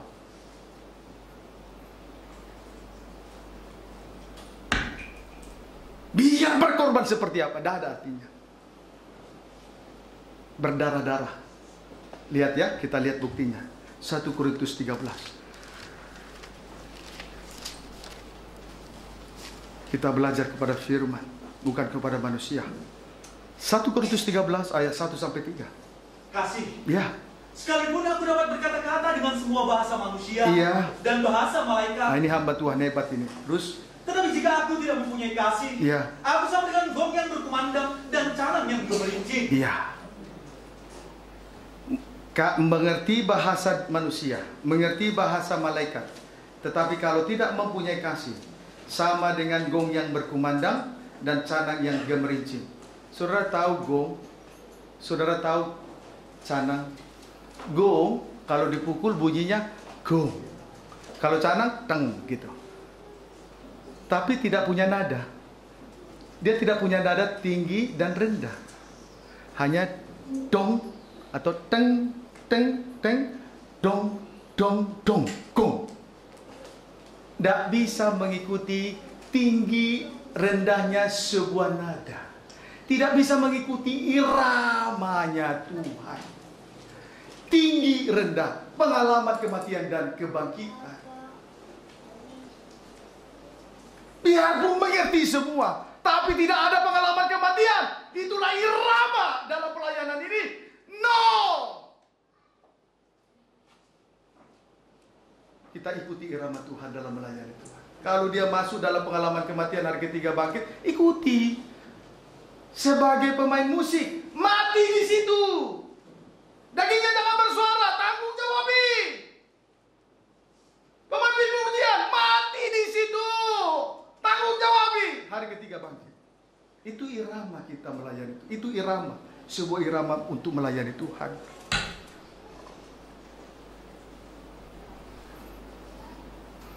Amin, saudaraku. Oh, haleluya. Luar biasa. Saya sangat bersyukur kepada Tuhan. Saya juga rindu supaya kita bisa ikuti irama Tuhan dalam pelayanan ini ya. Amin, saudaraku. Maka jangan terlalu buru-buru bosan dulu. Ayo, kita harus belajar tentang kebenaran. Jangan belajar manusia, belajar firman. Dahulukan firman. Yang kedua, sekalipun aku mempunyai karunia untuk bernubuat. Terus? Dan aku mengetahui segala rahasia. Dan memiliki seluruh pengetahuan. Dan sekalipun aku memiliki iman yang sempurna. Ada mujizat berjuta kali mujizat. Tanda heran di depan mata. Terus? Tetapi jika aku tidak mempunyai kasih, melayani tanpa kasih, aku sama sekali tidak berguna. Nol. Jadi sidang jemaat, hamba Tuhan juga jangan terpukau dengan karunia. Tapi terpukaulah kalau seseorang berjuang memikul salibnya. Amin, saudaraku. Kalau hanya karunia tapi tidak ada kasih, no. Saya juga melayani Tuhan malam ini. Kalau bukan karena kasih, no. Itu loh. Yang ketiga, Dan sekalipun aku membagi-bagikan segala sesuatu yang ada padaku, bahkan menyerahkan tubuhku untuk dibakar. Menyerahkan tubuh dibakar, menyiksa diri sekalipun. Terus, tetapi jika aku tidak mempunyai kasih, sedikit pun tidak ada faedahnya bagiku. Melayani dengan pengorbanan yang banyak. Tadi pasca berkorban-korban, berdarah-darah. Kalau hanya kebiasaan, tidak ada artinya. Kiranya dapat dipahami dengan baik. Itu yang kedua. Barulah kita kembali Injil Yohanes 19 ayat 1 sampai dengan ayat yang ketiga. Baca mulai Yohanes 18 ayat 40. Sedikit lagi ya, saudaraku ya. Tolong jangan dikasih kode ya. Amin, saudaraku. Sedikit lagi. Sabar, kita dahulukan firman. Tolong jangan saya dikasih kode, nanti saya buru-buru jadi tidak jelas penjelasan saya. Saya dimarahi Tuhan Yesus nanti, tidak bertanggung jawab. Amin, saudaraku. Baik, baca. Tolong jangan dikasih kode dulu. Nanti setelah ibadah barulah salam-salaman kode lah sama saya. Amin, saudaraku. Puji Tuhan. Baik, maksudnya berfoto. Ayo baca Yohanes pasal 18 ayat 40 sampai dengan Injil Yohanes 19 ayat 1 sampai 3. Pembacaan Yohanes 18 ayat 40, baca. Demikianlah firman Tuhan. Mereka berteriak pula, jangan dia. Jangan Yesus dilepaskan. Terus, melainkan Barabas. Seorang penjahat kulung. Terus, Barabas adalah seorang penyamun. Terus, lalu Pilatus mengambil Yesus dan menyuruh orang menyesah dia. Prajurit-prajurit menganyam sebuah mahkota duri dan menaruhnya di atas kepalanya. Mereka memakaikan dia jubah ungu. Dan sambil maju ke depan mereka berkata, "Salam, hai Raja orang Yahudi." Lalu mereka menampar mukanya. Puji Tuhan. Kemudian di sini karena melayani dengan kebiasaan, walaupun ditandai pengorbanan, justru akhirnya prajurit-prajurit bermain-main dengan Yesus sebagai Raja. Kalau kita melayani hanya dengan kebiasaan, orang lain bermain-main, orang yang di sekitar kita juga bermain-main nanti, seperti menampar muka Yesus. Kita permalukan Tuhan Yesus oleh karena sikap kita seperti menampar muka Yesus. Itu loh resiko kalau melayani dengan kebiasaan, tidak dengan tanggung jawab penuh, seperti menampar Yesus. Amin, saudaraku. Puji Tuhan. Lalu bacalah yang ketiga. Ini yang terakhir. Terus, supaya kita enak menyembah Tuhan nanti. Kalau menyembah dorongan daging, itu tidak benar. Menyembah dorongan firman dan kuasa Roh Kudus, diam dulu tenang kuasa Roh Kudus, itu enak menyembah nanti. Ayo baca terus. Pilatus keluar lagi dan berkata kepada mereka. Keluar lagi yang ketiga, berkata kepada orang Yahudi. Terus, lihatlah, aku membawa dia keluar kepada kamu. Supaya kamu tahu bahwa aku tidak mendapati kesalahan apapun padanya. Terus jadi setelah disuruh ditampeleng, lalu dibawa Yesus keluar, terus lalu Yesus keluar, mahkota duri dan berjubah ungu. Terus maka kata Pilatus kepada mereka, lihatlah manusia itu. Nah, ini yang ketiga. Setelah Yesus habis ditampeleng oleh prajurit, Pilatus membawa Yesus keluar, lalu berkata, lihatlah anak manusia itu.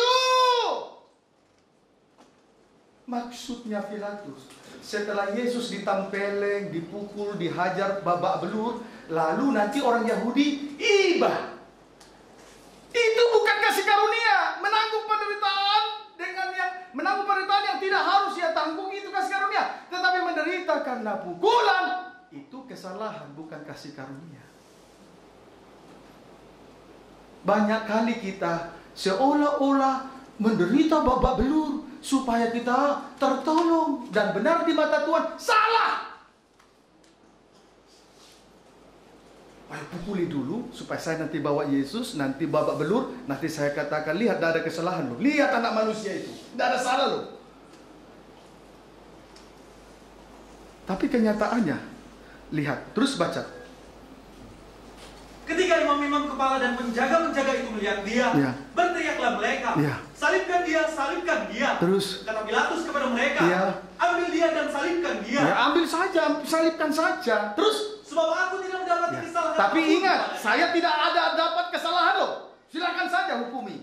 Terus jawab orang-orang Yahudi itu kepadanya, kami mempunyai hukum dan menurut hukum itu ia harus mati. Harus mati terus. Sebab ia menganggap dirinya sebagai anak. Tadi disuruh untuk ambil dia, hakimi menurut hukum Tauratmu. Mereka berkata, kami dilarang membunuh.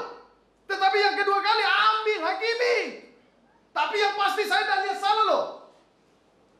Lalu alasan mereka yang kedua, kami mempunyai hukum dan menurut hukum itu ia harus mati sebab ia menganggap dirinya sebagai anak Allah. Kan sudah diputar balik ini. Semakin didesak. Tapi Pilatus tetap, ya udah bunuh. Nah, tapi orang Yahudi ini maksudnya begini. Berikan keputusan bagi kami dan engkau katakan salibkan, barulah kami bisa membunuh. Kalau caranya udah ambil saja, bunuh saja. Tidak bisa. Amin, saudaraku. Puji Tuhan. Kiranya dapat dipahami dengan baik. Lalu baca ayat, loncat ayat 12. Sejak itu Pilatus berusaha untuk membebaskan dia. Tetapi orang-orang Yahudi berteriak, jikalau engkau membebaskan dia, engkau bukanlah sahabat kaisar. Kalau engkau membebaskan dia, engkau bukan sahabat kaisar.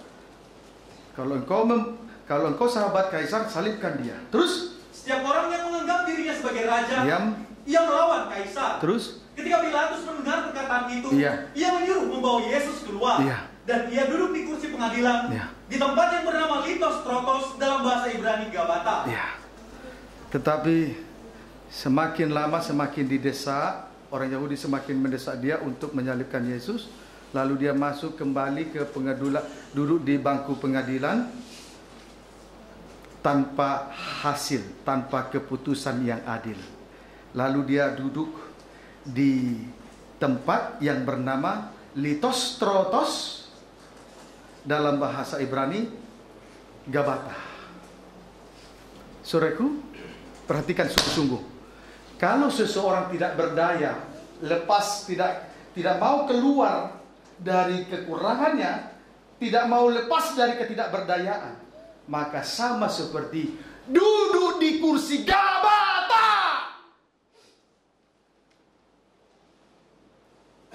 Dan kalau orang tidak mau keluar dari ketidakberdayaan itu, bertahan di dalam kebodohannya, duduk di Litos Trotos.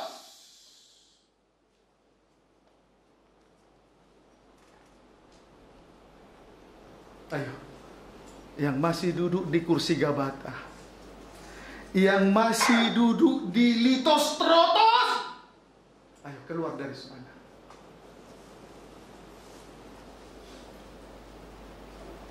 Memang dosa enak, tapi harus keluar dari sana. Tapi kenapa bisa seperti ini?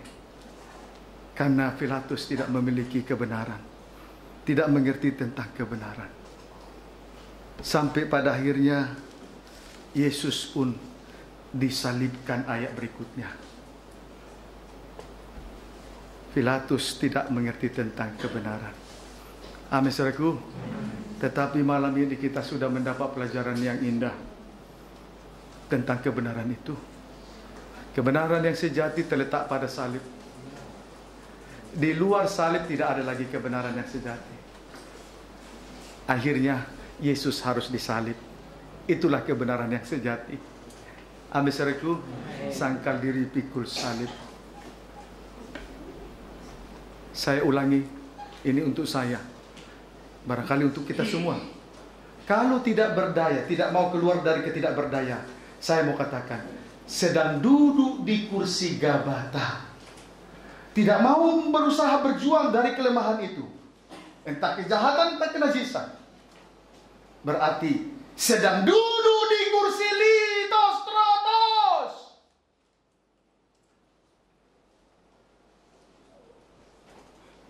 Malam ini kita sudah mengenal kebenaran itu. Amin, saudaraku. Sesi pertama pada mulanya, berarti telah terjadi firman, habis, rusak semua. Namun jalan keluarnya pada Injil Yohanes 1:14, firman itu menjadi daging.